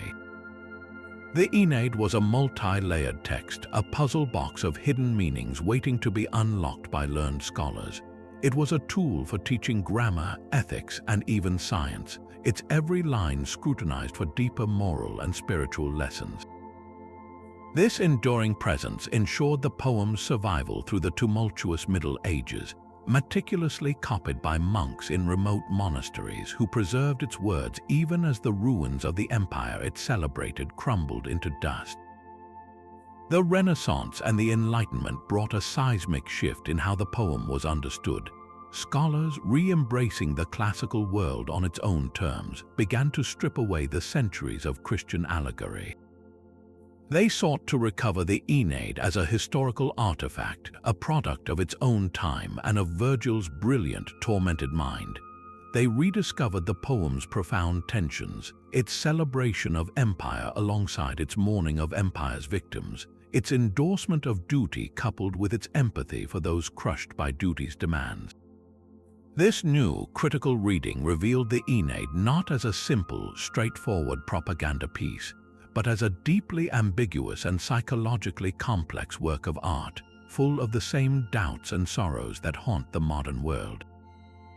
This modern understanding has only deepened its influence. The Aeneid is the unseen bedrock beneath much of Western literature. John Milton's Paradise Lost, an epic of a very different lost paradise, is unimaginable without Virgil's model of a tragic, dignified hero. The troubled, wandering protagonists of Joseph Conrad's Heart of Darkness or T.S. Eliot's The Waste Land are spiritual descendants of Ennius, navigating modern landscapes of spiritual desolation. Its phrases and themes are woven into the fabric of our language and thought. The concept of the Trojan horse comes from its second book. The phrase, arms and the man, which opens the epic, has been echoed by countless writers from Chaucer to George Bernard Shaw. Most powerfully, the Aeneid remains a timeless lens through which we examine the costs of civilization and displacement. Its depiction of Ennius as a refugee carrying his household gods from a burning city resonates deeply in an age of global migration and conflict. Its central question, what personal sacrifices are demanded by the building of a new society, and are they ever truly justified, is asked in every generation. The poem does not provide easy answers. Instead, it offers a profound and enduring empathy for the human condition, caught between the relentless tide of history and the intimate desires of the heart. From a manuscript nearly consigned to the flames, it has become a permanent fire in the Western imagination, a living, breathing conversation between the ancient world and our own. Yet if Virgil's epic gave voice to the destiny of an entire people, a new generation of poets soon emerged to ask a daring and radical question. What if a person's own heart was a world just as vast and worthy of exploration? In the glittering, sophisticated world of Augustan Rome, a literary revolution was quietly unfolding, one that turned its back on the battlefield and the forum to map the infinitely complex terrain of private emotion. This was the world of Latin love elegy, a genre that defiantly rejected the grand, public themes of epic in favor of the intimate, often painful, drama of a single romantic relationship. Where Virgil wrote of arms and the man, these poets wrote of the lover and his mistress, crafting a new set of values where personal devotion replaced public duty, and the conquest of a cruel beloved was more heroic than the conquest of any foreign land. The very form of their poetry was a statement of intent. They chose to write in elegiac couplets, a meter consisting of one line of dactylic hexameter followed by a shorter pentameter line. This created a rhythm that felt completely different from the stately, continuous roll of epic verse. The elegiac couplet has a sense of closure, of a thought being neatly packaged and set apart. It is a meter suited for wit, for pointed observation, for the sigh of resignation or the cry of delight. It is conversational, personal, and perfectly designed for the focused intensity of a lover's confession. This was the technical vehicle for what became known as the recusatio, a formal poetic refusal, where the poet explicitly turns down the opportunity to write a grand epic or a patriotic war poem, insisting that his slender muse is only interested in the themes of love. At the heart of this new world was a complete inversion of traditional Roman values, a philosophy playfully termed militia amoris, the soldiery of love. The elegiac poet presents himself not as a brave soldier serving the state, but as a soldier in the army of Cupid, besieged by his own desires. His battles are not fought with sword and shield, but with gifts, poems, and desperate pleas outside his beloved's locked door. His enemy is not a foreign general, but a rival lover or a strict guardian. His triumph is not a public parade, but a single night of admission into his mistress's arms. In this topsy-turvy universe, the ultimate virtue is not pietas, duty to the state, but servitium amoris, the slavery of love. The poet proudly proclaims himself the service, the slave of his domineering beloved, wearing the chains of his obsession not as a shameful burden, but as a badge of honor. This was a shocking, almost sacrilegious stance in a society built on masculine authority and public service. A deliberate embrace of powerlessness in the personal sphere that stood in stark opposition to the expanding power of Rome in the public one. The stage for this intimate drama was a very specific, highly stylized version of Roman life. The beloved was almost always a pseudonymous figure, a Cynthia, a Delia, a Corinna, who was not a respectable, marriageable Roman matron but a Dr. Pula, a learned girl, a sophisticated courtesan who was educated, witty, and financially independent. The relationship existed outside the bounds of traditional marriage, focused entirely on passion, poetry, and sensual pleasure. The poet's life, as he describes it, is a whirl of drunken parties, whispered secrets, and long, languid nights, all punctuated by bitter fights, agonizing betrayals, and the exquisite torture of jealousy. He rejects the pursuit of wealth, political office, and military glory, arguing that his life of amorous idleness or otium is a far nobler pursuit than the hollow busyness of the ambitious man. This intense focus on a single relationship creates a poetry of unparalleled subjectivity. We see the entire world exclusively through the fevered, distorted lens of the lover's perception. A locked door becomes a monument of heartbreaking cruelty. A single night of separation feels like an endless exile. A sideways glance from a rival is a catastrophic betrayal. The city of Rome itself is transformed from a capital of empire into a personal landscape of hope and misery. The poet navigates its streets not as a citizen but as a lover, knowing every corner that holds a memory, every house that might conceal a rival. This radical narrowing of perspective was their great innovation. They were not interested in the objective truth of events, but in the emotional truth of how those events felt from the inside.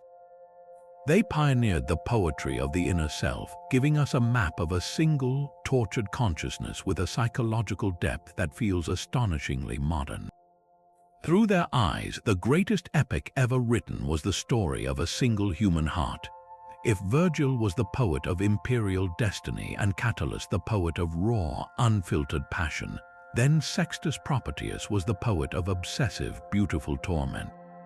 He took the blueprint of the love elegy and built from it a Gothic cathedral of obsession, a sprawling, four-book cycle of poems dedicated almost entirely to a single, brilliant, and devastating woman he called Cynthia.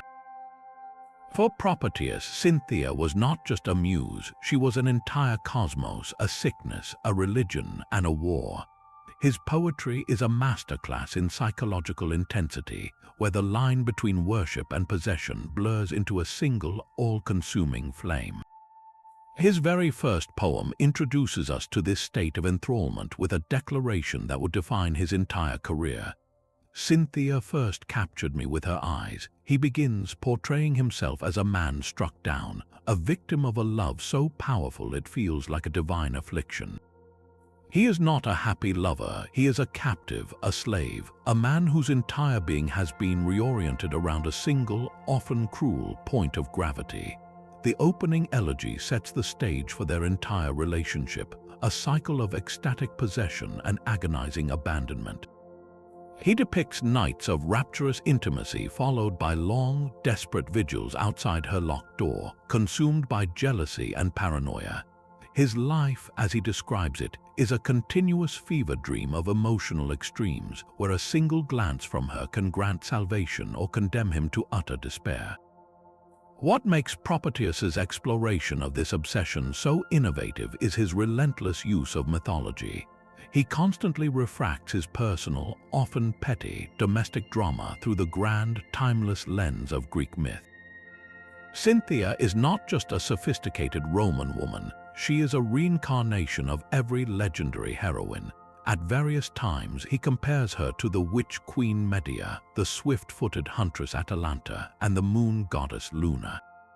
He doesn't just make these comparisons in passing, he builds entire poems around them, crafting elaborate mythological parallels that serve as commentaries on his own emotional state. When he fears her infidelity, he doesn't just say he's jealous, he imagines her as Helen of Troy, whose beauty launched 1,000 ships and doomed a city, and he cast himself as a helpless Menelaus powerless to prevent her abduction. This technique elevates his personal anguish to the level of epic tragedy. A simple lover's quarrel is transformed into a cosmic event, a modern story playing out with the force of ancient destiny. It's as if he's arguing that his private pain is as significant as the fall of Troy, that the battlefield of a single heart is as worthy of poetic memorial as any war between nations. This mythological framework also allows him to explore the darker, more possessive aspects of his desire. In one particularly startling poem, he wishes for Cynthia to die before him so that he can be the one to lead her funeral procession, to tear his clothes in grief, to give her one final kiss, and to ensure that no other man could ever have her. It's a sentiment that is deeply unsettling, revealing a love that is less about mutual affection and more about absolute, eternal ownership, even in death. He uses the story of the hero Achilles dragging the body of the slain Hector around the walls of Troy, not as a condemnation of brutality, but as a parallel for his own unwillingness to let go, to release his grip on the object of his obsession, no matter how destructive it becomes. This complexity is mirrored in his poetic style, which can be one of the most difficult and rewarding among the Roman elegists. Where Ovid is all glittering clarity and Catullus is raw immediacy, Propertius is dense, elusive, and often deliberately obscure. His syntax is often tangled, his metaphors complex and unexpected. A reader must work to unravel his meaning, to follow the sudden leaps of his mind from a scene in his bedroom to a digression on the legend of the Argonauts and back again. This difficulty is not a flaw, it is the perfect formal expression of his subject matter. The tortured, convoluted nature of his thoughts requires a tortured, convoluted style. The poetry itself feels obsessive, as if we are being drawn into the labyrinth of his own mind, a place where logic is subordinate to passion, and every thought eventually leads back to Cynthia. Yet for all this intensity, there are moments of breathtaking tenderness and vivid, realistic detail that ground his poetry in a recognizable world. He paints unforgettable portraits of Cynthia herself. He describes her playing the lyre with learned skill, her hair impeccably styled, or waking up in the morning with sleep still in her eyes, more beautiful in her unadorned state than any polished goddess. He memorably recalls a night she showed up at his door wearing a simple dress of everyday cotton, without any makeup or jewels, and he found her more captivating than any other woman dripping in finery. These moments of quiet, specific observation provide a crucial counterpoint to the mythological grandiosity, reminding us that behind the archetype of Cynthia was a real, complicated woman whose intelligence and artistry were the true source of her power over him. In the end, Propertius's greatest contribution was to show just how far the poetry of the self could be stretched. He pushed the elegic form to its limits, using it not just to complain about a cruel mistress, but to construct a whole alternative reality where personal emotion was the only thing that mattered. His work is a monumental testament to the power of obsession as a creative force, a terrifying and brilliant demonstration of how one person can become the sole subject of an entire world of art. He didn't just write love poems, he built a prison of verse, exquisite and inescapable, and invited us inside to witness the beautiful ruins of his own heart. But just as Propertius was building his entire poetic universe around a single, all-consuming obsession, another young poet arrived in Rome with a radically different vision for the elegic form. This was Publius Ovidius Naso, known to the world as Ovid. Where Propertius was intense and brooding, Ovid was all glittering wit and effervescent charm. He was the ultimate urban sophisticate, a literary virtuoso who viewed love not as a debilitating sickness of the soul, but as an elaborate and highly entertaining game. He would become the most popular and prolific poet of his age, a master storyteller whose works would captivate readers for millennia. Yet his brilliant career would be cut short by a single, devastating confrontation with the very power that had nurtured Virgil, the Emperor Augustus himself. Ovid possessed a talent that seemed to flow as naturally as breath. He reportedly could compose verse as effortlessly as others spoke in prose, turning out lines with a facility that sometimes made his more serious contemporaries suspicious. He was not from the old Roman aristocracy. His family was wealthy and respectable from the provincial town of Sulmo, but they were equestrians, not senators. This placed Ovid in a unique social position, comfortable enough to pursue a life of poetry without financial worry, but always slightly outside the highest echelons of traditional power. He cultivated the persona of the clever, irreverent outsider, a man more interested in the playful rules of art than the rigid rules of state. He received the standard rhetorical education intended for a public career, but he famously claimed that while he could argue a case with compelling skill, every line of prose he wrote kept naturally turning itself into poetry. He abandoned the forum for the literary salons, trading a senator's toga for the cloak of the love poet. His monumental contribution to the genre was the ars amatoria, or the art of love. This was a seismic shift. Previous elegists like Plautus wrote about what love felt like. Ovid wrote a practical, didactic manual on how to do it. This three-book poem is a sparkling, cynical, and endlessly clever guide to finding, winning, and keeping a lover in the bustling city of Rome. He offers his readers, both men and women, a wealth of strategic advice. For men, he suggests the best places to meet women: the porticos, the theater, the triumphal processions, and even advises on how to write a persuasive love letter. For women, he gives tips on managing multiple lovers and concealing their affairs. The entire work is infused with a tone of ironic detachment.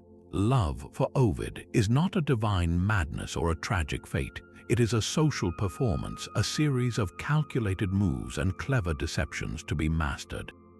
This playful, almost cynical approach was a direct challenge to the new moral and social order Augustus was desperately trying to impose. The emperor had passed a series of strict laws, the leges Iulii, designed to promote marriage, childbearing, and traditional morality among the Roman elite. Adultery was criminalized and rewards were offered for having large families. Into this stern, reforming atmosphere, Ovid launched his Ars Amatoria, a work that treated adultery not as a crime but as a delightful urban pastime. His poem essentially provided a witty, subversive playbook for circumventing the emperor's very serious laws. It celebrated the very lifestyle of sophisticated hedonism that Augustus was trying to stamp out. The poem was a wild, popular success, but it painted a target on Ovid's back, establishing him as a brilliant but dangerous jester at the emperor's increasingly solemn court. This reputation for irreverence was cemented by his other great elegiac work, the Amores, or Loves. While it follows the standard elegiac template of a poet in thrall to a mistress named Corinna, Ovid's treatment is utterly unique. He takes the familiar tropes of the genre, the locked door, the jealous rival, the fickle mistress, and plays them for laughs, often with a heavy dose of meta-commentary. In one poem, he prays to the gods for inspiration to write a proper, weighty epic, but Cupid immediately steals a metrical foot from his line, forcing him back into the lighter elegiac meter. In another, he complains that his lover's hair is ruined by a bad dye job. A moment of comic realism whirls away from Plautus's mythological anguish. His Corinna feels less like a real person and more like a composite of every elegiac trope, a character in the elaborate game he is playing. The Amores is less a confession of real feeling and more a brilliantly executed parody of the entire genre of love elegy, written by a man who had studied all the rules simply for the joy of subverting them with a wink and a smile. Yet while the Ars Amatoria courted public scandal, Ovid's first foray into the world of love poetry was a quieter, more literary revolution. His debut collection, the Amores, or Loves, takes the entire elegiac tradition with all its established conventions of suffering and obsession and holds it up to a brilliantly polished mirror. The result is not a rejection of the form, but a playful, knowing subversion. Where Catullus bled onto the page and Plautus built a temple to his anguish, Ovid treats the experience of love as an elaborate, sophisticated game, and he invites the reader to admire his flawless technique in playing it. The very structure of the work announces its departure from tradition. The Amores originally comprised 5 books, which Ovid later edited down to the 3-book collection we have today. This act of revision itself is telling it's the work of a meticulous craftsman polishing his art, not a tormented lover pouring out his soul. From the very first poem, the tone is set not with a cry of pain, but with a witty conceit. Ovid announces his intention to sing of arms and violent wars in the proper epic meter, but Cupid, the god of love, steals a metrical foot from his line, forcing him into the lighter, shorter rhythm of elegy. "Cruel boy who gave you power over song," the poet mock complains. This opening is a masterstroke of meta-commentary. It simultaneously acknowledges the literary expectation to write epic, declares his chosen genre, and frames his entire poetic project as something imposed upon him by a mischievous god. He presents himself not as a slave to a woman, but as a slave to the genre itself, and he's going to have a great deal of fun with the part. His mistress, Corinna, feels entirely different from the towering, mythologized figures of Cynthia or Lesbia. She is often vague, almost a composite of every elegiac trope. We learn very little about her. She is less a real person and more a necessary player in the game, a partner for the poet's verbal and amorous gymnastics. The poems rarely focus on deep emotional anguish. Instead, they revel in the situations and logistics of a secret affair. He writes about the frustration of his lover's door being locked paraclosotheron, but where Plautus would see profound tragedy, Ovid sees a comedic opportunity to list all the flimsy excuses he's prepared to offer the doorman. He describes a triumph he witnessed, but his focus isn't on the conquering general. It's entirely on the beautiful captive princess in the procession, and he immediately composes a poem advising the general to keep his victory monuments but let him have the girl. This detachment allows Ovid to explore the mechanics of the elegiac lifestyle with a satirical eye. In one of his most famous poems, he curses the dawn for arriving too soon and interrupting his night with Corinna. But this Ovid or dawn poem is delivered not with heartfelt sorrow, but with a series of increasingly absurd and hyperbolic arguments against the sun itself. He accuses the dawn goddess of being a busybody, suggests she must be in love with an old man who needs the extra light, and offers to pay her off if she'll just delay her arrival. The effect is hilarious, undermining the very convention it employs. He takes the familiar pose of the desperate lover and pushes it to its logical, ridiculous extreme, revealing it for the theatrical performance it often is. Perhaps his most radical subversion is his treatment of the poet's own role. The elegiac poet was supposed to be sincere, his poetry a direct outpouring of his soul. Ovid repeatedly breaks this illusion. He writes a poem advising a friend on how to deceive his lover's husband, arguing that since women are so deceptive, men must become even better deceivers to succeed. In another, he complains that Corinna has torn her hair in a fit of rage, ruining its beauty. His primary concern isn't her emotional state, but the aesthetic disaster she has created. He then proceeds to write a poem about the invention of hairpieces, turning a moment of domestic drama into a learned, humorous digression. The message is clear. The poem itself, its cleverness and its construction, is the real point. The emotion is just the raw material. Ovid is less a heartbroken lover and more a master magician, delighted to show you how the trick is done, all while assuring you that the real magic was in the seamless performance all along. With the Amores, he didn't just write love poetry, he wrote a dazzling commentary on the art of love poetry itself, forever changing the game by revealing he knew it was a game all along. Imagine a poet deciding to write the rulebook for Rome's most dangerous game. A century earlier, Catullus had poured his raw, tortured heart onto the page. Plautus had built a mythological prison for his obsessive love, but Ovid, with a magician's flourish, decided to turn the entire genre into a sophisticated and deeply subversive parlor game. His three-volume masterpiece, the Ars Amatoria, or The Art of Love, was not a confession of feeling but a detailed instruction manual for seduction. It was a glittering, cynical, and wildly popular guide to finding, winning, and keeping a lover in the bustling, watchful city of Rome. And with its publication, Ovid didn't just write a poem, he signed his own exile order. The work's very premise was a breathtaking act of literary daring. Previous elegists had explored the experience of love. Ovid coolly instructed readers on its execution. The first two books are addressed to men, a step-by-step guide to the hunt. He begins by advising on the best hunting grounds, the shaded porticos, the crowded forum, the thrilling spectacle of the triumphal procession where conquering generals parade their spoils. He tells his reader to look for love everywhere, famously quipping, "There are as many girls in this city as there are stars in the sky." His advice is practical, witty, and utterly immoral.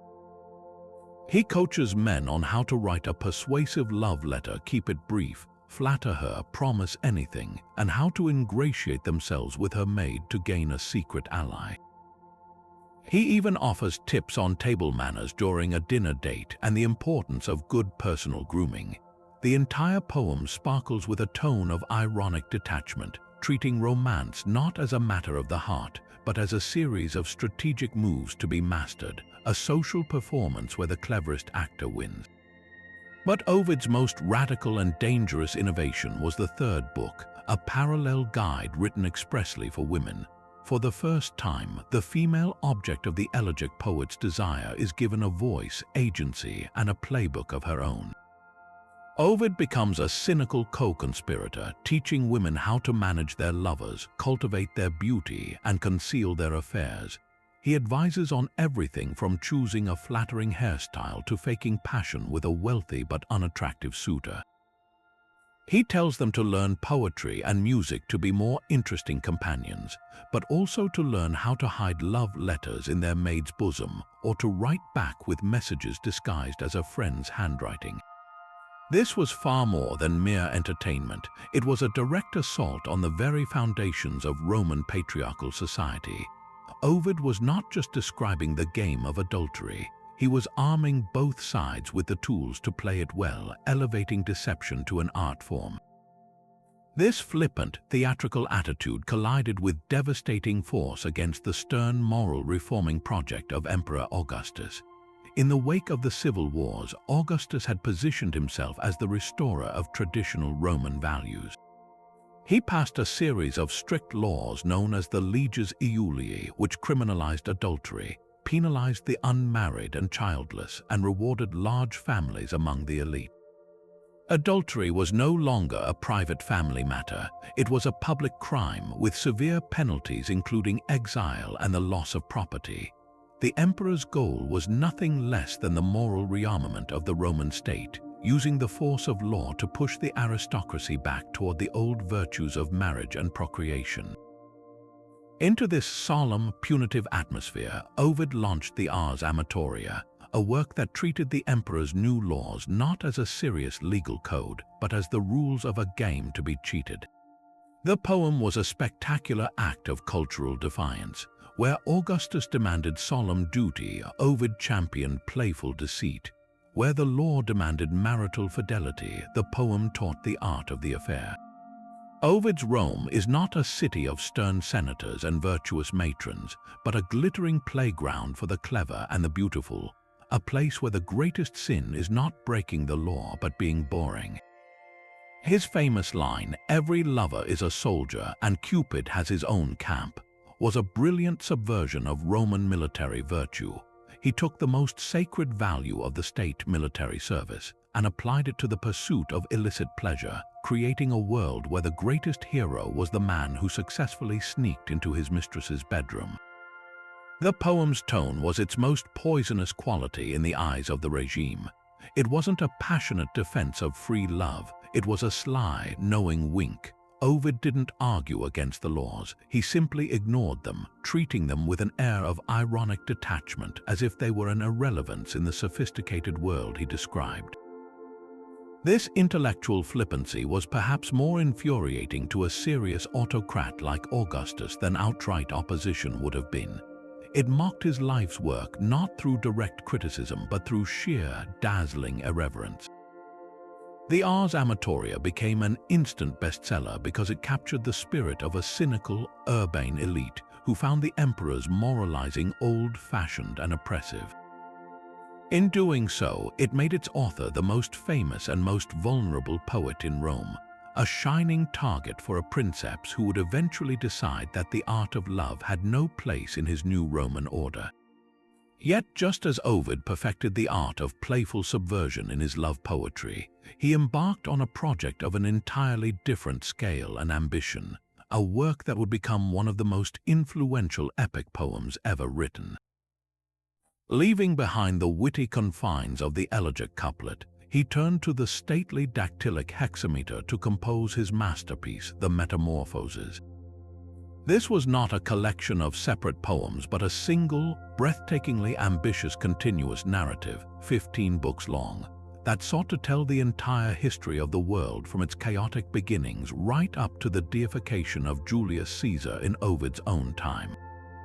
But this is no ordinary history. It is a history written through a single, unifying lens, change. Every story in this vast tapestry is a story of transformation, where gods, heroes, and mortals are forever altering their forms, blurring the boundaries between human, animal, plant, and stone. The poem's famous opening line announces this grand theme with confident clarity. My mind is bent to tell of bodies changed into new forms. With this, Ovid establishes metamorphosis not as a mere plot device, but as the fundamental principle of the universe. The entire cosmos, from the grandest galaxy to the smallest stream, is in a state of perpetual, fluid becoming. Nothing is fixed, everything is capable of shifting into something else. This philosophy of eternal flux stands in stark contrast to the solid, permanent order that Virgil's Aeneid sought to impose upon Roman destiny. Where Virgil found stability in empire, Ovid found truth in mutability, crafting a world that is dazzling, terrifying, and endlessly surprising. To navigate this immense project, Ovid weaves together nearly 250 different myths, but he does so with the skill of a master architect, not a mere collector. The transitions are seamless and ingenious. One story will often spark the next through a shared character, a thematic echo, or a simple narrative link. A character might conclude one tale by turning into a flower, and the next story will begin with another character picking that very flower. This creates a mesmerizing, dreamlike flow, a river of narrative that carries the reader from the creation of the world out of chaos, through the ages of gold and silver, into the heroic era of the Trojan War, and finally to the foundations of Rome itself. It is a literary mosaic of astounding complexity, where every piece, no matter how small, is integral to the shimmering whole. Within this framework, Ovid explores the full spectrum of human and divine experience through the catalyst of change. The transformations are rarely arbitrary. They are almost always the direct result of intense emotion or divine intervention. They serve as the physical manifestations of inner states. When the nymph Daphne is pursued by the love-struck Apollo, her terror is so absolute that her very body heeds her silent prayers for escape, transforming her into a laurel tree. Her beauty becomes bark, her hair leaves, her swift limbs branches a permanent monument to her desire for chastity. In the tragic tale of Arachne, a mortal woman whose skill in weaving rivals that of the goddess Minerva, the transformation is a punishment for hubris. After a weaving contest that ends with the enraged goddess destroying Arachne's work, the young woman tries to hang herself. Minerva saves her only to transform her into a spider, condemning her to weave forever, but now from her own body. The change is a brutal literalization of her identity. She becomes what she does. Yet for all the pain and punishment in these stories, the Metamorphoses is also a work of breathtaking beauty and profound empathy. Ovid possesses a unique gift for finding the pathos in the moment of transformation itself. He lingers on the terrifying, liminal instant when one existence is shed and another is not yet fully assumed. In the story of Actaeon, a hunter who accidentally stumbles upon the goddess Diana bathing, the punishment is to be turned into a stag. Ovid describes not just the physical change, the sprouting of antlers, the elongation of his neck, but the dawning psychological horror as Actaeon's human mind remains trapped inside the animal body. He sees his own reflection in a pool of water and tries to cry out, "Alas!" but only a stag's groan emerges. He is then pursued and torn apart by his own hunting dogs, a victim of his own identity. These moments are not just fantastical, they are deeply human explorations of alienation, loss, and the fragile nature of the self. The poem's influence on Western art and literature is simply immeasurable. For centuries, it was the primary sourcebook for artists and writers seeking to understand classical mythology. Painters from Titian to Bernini to Picasso found in its vivid, cinematic scenes the perfect subjects for their canvases and sculptures. Its stories of Pyramus and Thisbe, Echo and Narcissus, Daedalus and Icarus, and Phaethon's disastrous chariot ride have been retold in countless forms, from Shakespeare's plays to modern operas and novels. It provided a common vocabulary of images and narratives that shaped the entire Western artistic tradition. More than just a collection of stories, the Metamorphoses offered a way of seeing the world, not as a fixed and orderly hierarchy, but as a beautiful, terrifying, and endlessly creative process of becoming, where the only constant is change itself. But the glittering, sophisticated world Ovid had so brilliantly chronicled was about to vanish for him in an instant. In the year 8 AD, at the height of his fame and creative powers, the poet received a shocking decree from Emperor Augustus himself. He was to be exiled immediately and for all time to the remote frontier town of Tomis on the coast of the Black Sea, a place he described as the very edge of the civilized world, a frozen outpost perpetually threatened by warring barbarian tribes. The reasons for this sudden, brutal punishment remain one of history's great mysteries. Ovid himself cryptically referred to two causes, a poem and a mistake. The poem was almost certainly the Ars Amatoria, whose irreverent lessons in adultery had become an enduring embarrassment to Augustus's moral reforms. The mistake, or error, was something he vowed never to reveal, a secret sin whose truth died with him. Overnight, the poet of playful love was transformed into the poet of profound loss, and from the bleak shores of his exile, he produced two of the most heartbreaking collections in all of Latin literature, the Tristia, or Sorrows, and the Epistulae ex Ponto, the Letters from the Black Sea. These works are a stark departure from everything that came before. The witty, controlled artifice of the Amores and the Ars is utterly stripped away, replaced by a raw, desperate, and often obsessive voice. The elegic meter he had used for playful games is now bent to a new, grim purpose, lament. The Tristia, written in the first few years of his banishment, reads like one long, continuous scream of anguish. He describes the traumatic night of his expulsion from Rome, his desperate farewell to his beloved wife and friends, and the terrifying sea voyage to a land he considers a barren wasteland. The poetry is consumed by a single, overwhelming emotion, nostalgia, a painful yearning for home so intense it becomes a physical ailment. He is sick for Rome, not just as a city, but as an idea, the center of culture, language, and life itself. He writes of dreaming about its streets, its theaters, its bustling forum, only to wake up to the howling of Sarmatian winds outside his door, a sound he describes as the most isolating in the world. His descriptions of Tomis and its people are a masterpiece of psychological alienation, painting a portrait of a place utterly alien to a Roman sensibility. He depicts a landscape of perpetual winter where wine freezes in the jar and the sea itself turns to solid ice. He claims the locals wear trousers instead of togas and communicate through gestures rather than speech. Most horrifyingly to him, he is surrounded by people who do not speak or appreciate Latin. For a man whose entire identity was built upon the precise, playful use of language, this is the deepest cut of all. He famously laments that he fears his own Latin is decaying, becoming barbarized by the crude sounds around him, that he is forgetting how to speak his own native tongue.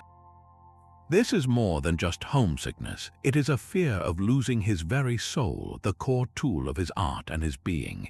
He portrays himself as a ghost, a living man already dead to the world he loved, forced to watch his own cultural and artistic annihilation in slow motion. Interwoven with this profound sadness is a relentless, calculated campaign for recall.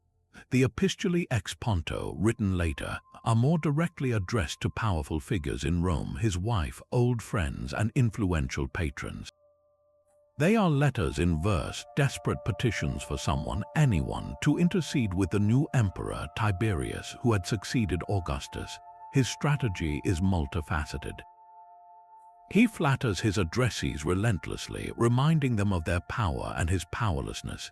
He appeals to their sense of Roman duty and pity, painting himself as a broken, harmless old man who poses no threat to anyone. He repeatedly downplays his crime, insisting the ars was a youthful indiscretion and the error a simple mistake, not malice. He even attempts to rebrand himself, promising that if he is allowed to return, he will write a grand, serious epic worthy of the Augustan age, a complete repudiation of his earlier, frivolous work. It is a performance of utter desperation, a master rhetorician using every tool at his disposal to argue for his life. Yet throughout these pleas, a tragic irony shines through. The very poetic genius that may have gotten him into trouble is now his only hope of escape, the sole thread connecting him to the world he lost. Ultimately, these exile poems are about more than one man's punishment. They are a profound meditation on the meaning of home, language, and identity. Ovid's great fear was not just death in tomes, but irrelevance. He begs his wife in Rome to ensure his books are kept in public libraries, to keep his name alive in the city that has forgotten him. He imagines his readers wondering if they still recite his verses, or if his works have been scrubbed from the public memory by imperial displeasure. In his isolation, he comes to a devastating realization: a poet cannot exist without an audience. His art is a conversation, and he has been thrust into a silent void. The vibrant, social Rome of his earlier poetry, a city of gossip, theaters, and dinner parties, now exists only in his memory, a ghost world he recreates in verse to keep himself from madness. His lament is therefore universal, transcending his specific historical circumstance. It is the cry of anyone who has ever been severed from their community, their culture, and their voice, left with nothing but the fading echo of a home they can never see again. But the golden age of Augustan literature, with its complex negotiations between artist and emperor, could not last forever.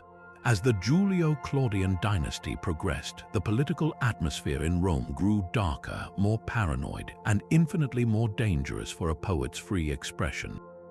We now leap forward nearly a century to the reign of Nero, the last of that line, and meet a poet who represents a complete and violent break from the Virgilian model. His name was Marcus Annius Lucanus, known to us as Lucan, and his epic masterpiece, the Pharsalia or Bellum Civile, is not a celebration of imperial destiny, but a searing, horrifying, and deeply subversive indictment of it. This is epic poetry forged in the fires of tyranny, a work that takes the civil war which ended the Republic and holds it up not as a necessary prelude to empire, but as an unforgivable national suicide. Lucan himself was a fascinating and tragic figure, a prodigy whose life was defined by his relationship with power. He was the nephew of Seneca the Younger, Nero's advisor, and for a time he was a rising star in the emperor's own inner circle. He won prizes for his poetry and was admitted to the College of Augurs at an incredibly young age. For a while, he and Nero were even friends, but as so often happened in that court, the relationship soured dramatically. The most famous story holds that Nero, a notoriously jealous would-be artist himself, grew envious of Lucan's poetic talent and banned him from publicly reciting his work or publishing it. This act of censorship was a death sentence for a poet's public career and reputation. From that moment, Lucan was thrust into opposition, eventually joining the failed Pisonian conspiracy to assassinate the emperor. When the plot was discovered, he was forced to commit suicide at the age of just 25, a fate his uncle Seneca had also met just days before. The Pharsalia, his life's work, was left unfinished, a monumental fragment throbbing with the rage and disillusionment of its author. This personal and political fury fuels every line of the epic. The poem tells the story of the great civil war between Julius Caesar and Pompey the Great, the conflict that ultimately destroyed the Roman Republic and paved the way for the imperial system under which Lucan himself suffered. But this is no balanced, objective history. From the very first line, Lucan announces his partisan stance. Of war I sing, war worse than civil, waged over the plains of Emathia, and of legality conferred on crime. For Lucan, this was not a war between two equally valid sides. It was a catastrophic fracture in the body politic, where the very concept of right and wrong was obliterated. He makes his republican sympathies painfully clear. Pompey, though flawed and past his prime, represents the lost cause of the Republic and the liberties, the freedom that died with it. Caesar, by contrast, is a force of pure, immoral energy, a hurricane of ambition who recognizes no law but his own will. The gods, who play such an active role in Virgil's Aeneid, are conspicuously absent or silent in Lucan's universe. There are no divine plans, no comforting sense of a greater destiny for Rome. Instead, the world is godless, chaotic, and governed by a blind, malignant fortune that favors the ruthless. This nihilistic vision is hammered home through some of the most graphic and unflinching depictions of violence ever composed in Latin. Lucan does not shy away from the butcher's bill of civil war. He forces his reader to confront the horrifying reality of Romans killing Romans. In one of the most famous and gruesome passages, he describes a soldier named Scaeva who fights with such insane ferocity that he becomes a one-man monument to the war's absurdity, his body so riddled with spears it can no longer fall down. In another, he recounts the aftermath of the Battle of Pharsalus, where the plains are so choked with corpses that a plague breaks out, and the living are forced to build bizarre funeral pyres from the wreckage of trees and buildings. This is not the glorious death of epic tradition. It is a senseless, degrading slaughter. The most chilling moment comes when Caesar tours the field after his victory, looking upon the dead, and Lucan tells us the general was happy, not because he had won, but because so many Romans had died to make him master of the world. The poetry itself becomes a weapon, using horrific imagery to scream what could not be said directly under Nero's rule, that the price of one man's power was the soul of a nation. And it is here that we feel the oppressive atmosphere of Neronian Rome most acutely. The Pharsalia is a poem deeply encoded with contemporary resonance. While its subject is the past, its target is very much the present.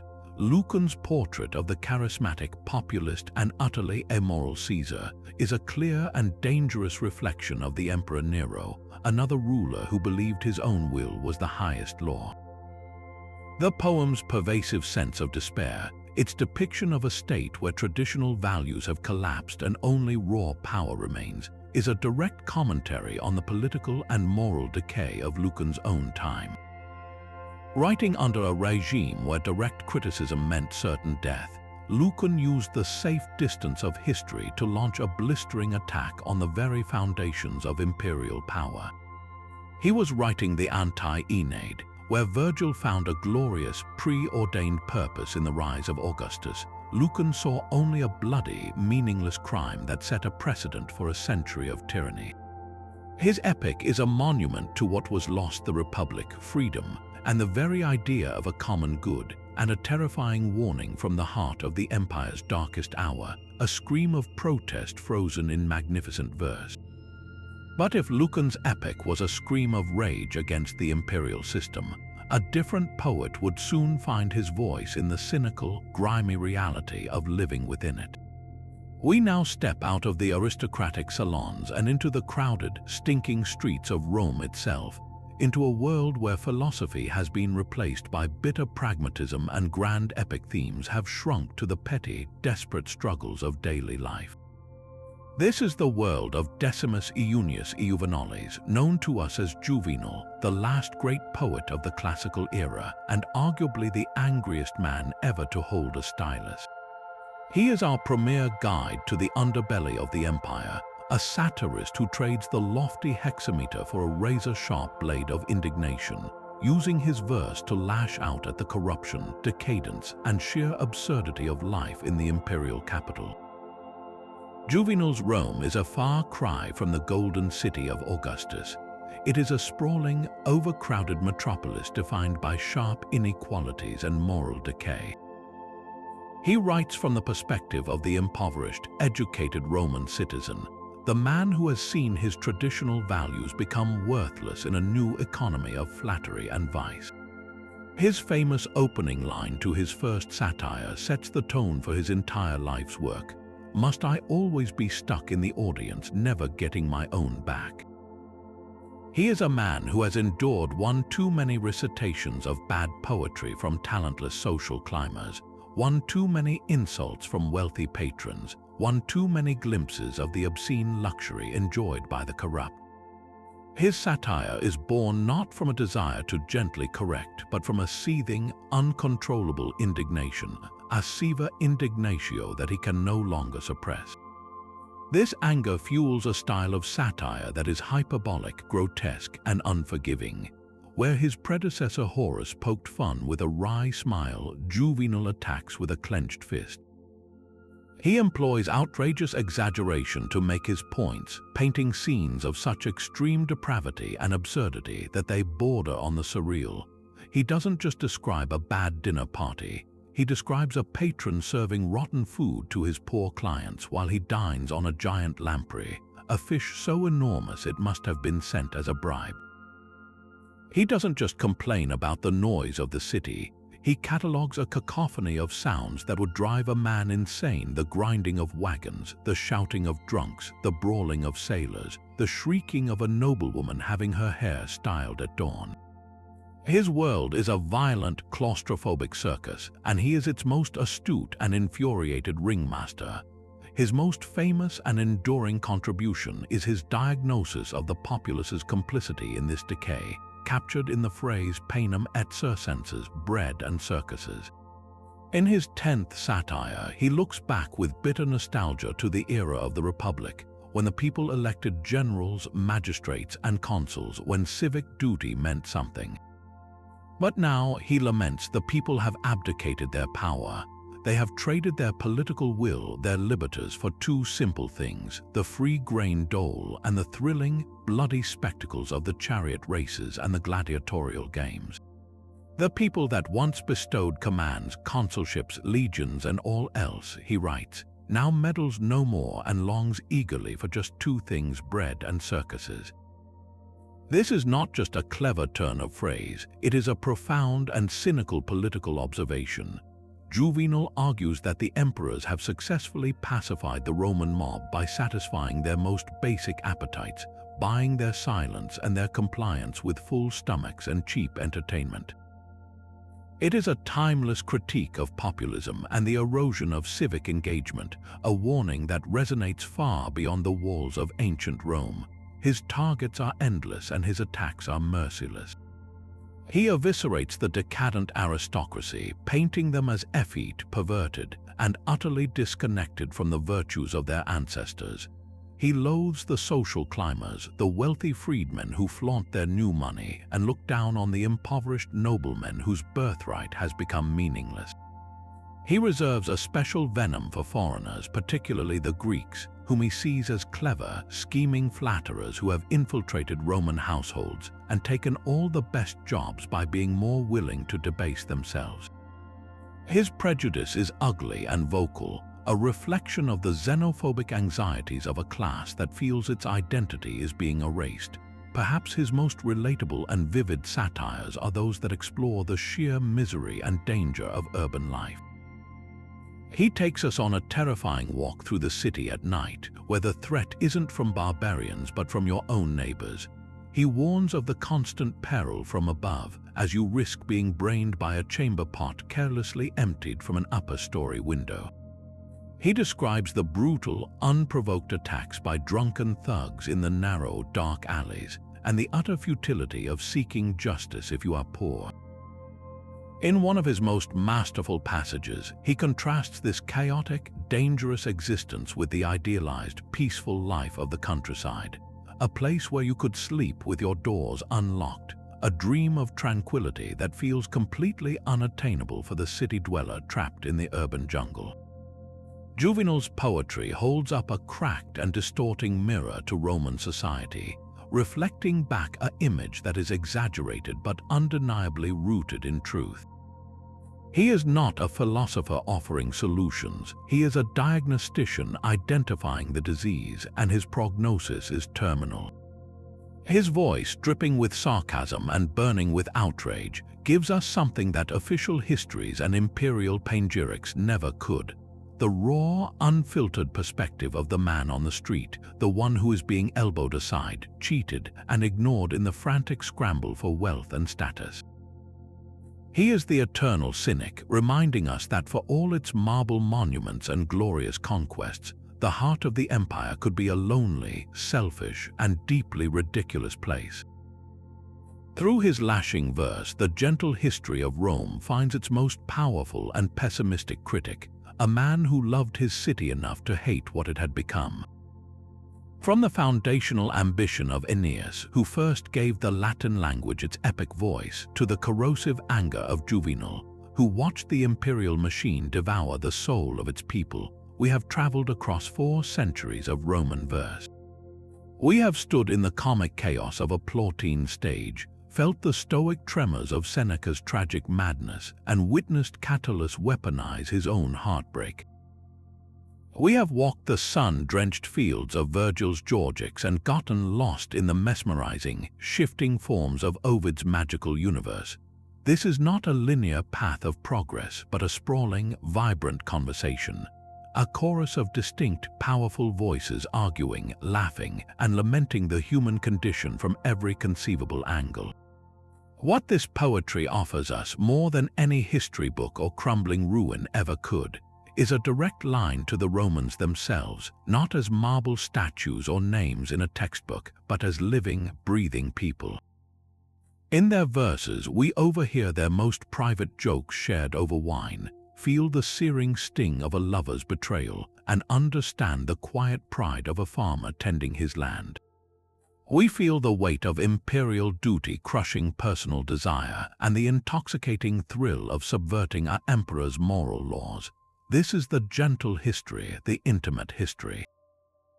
It is the history of a smile, a tear, a shouted insult in a crowded street, and a whispered prayer in the dark. It is the sound of a civilization not in its official pronouncements but in its private moments. These poets bequeath to us the full spectrum of their world, from the highest ideals to the deepest flaws. They gave us the divine destiny of the Aeneid and the bitter, godless nightmare of the Pharsalia. They showed us that the same culture that could produce the serene wisdom of the Georgics could also produce the scathing indignation of the satires. This is their true legacy, a complete and unflinching portrait of themselves in all their glory and their failings. Their words remind us that humanity does not fundamentally change, only the scenery and the costumes are different. Their anxieties about power, their yearning for love, their struggles with faith, and their search for meaning are as relevant today as they were 2,000 years ago. So let this not be an end but a beginning. Let these voices we have explored together not fade back into the pages of history. The incredible gift we have is that their work against all odds survives. Pick up a translation of Catullus and feel the raw, shocking immediacy of his passion. Lose yourself in the magical stories of Ovid's Metamorphoses. wrestle with the profound questions Virgil raises in the Aeneid. You do not need to read Latin to hear their echo. Gifted translators have brought their voices vividly to life in our own language. Find a poet who speaks to you and let them whisper their secrets across the centuries. In doing so, you will not just be reading old poetry, you will be shaking hands with the past and discovering, in their verses, a startling reflection of our own world, our own hearts, and our own eternal human story.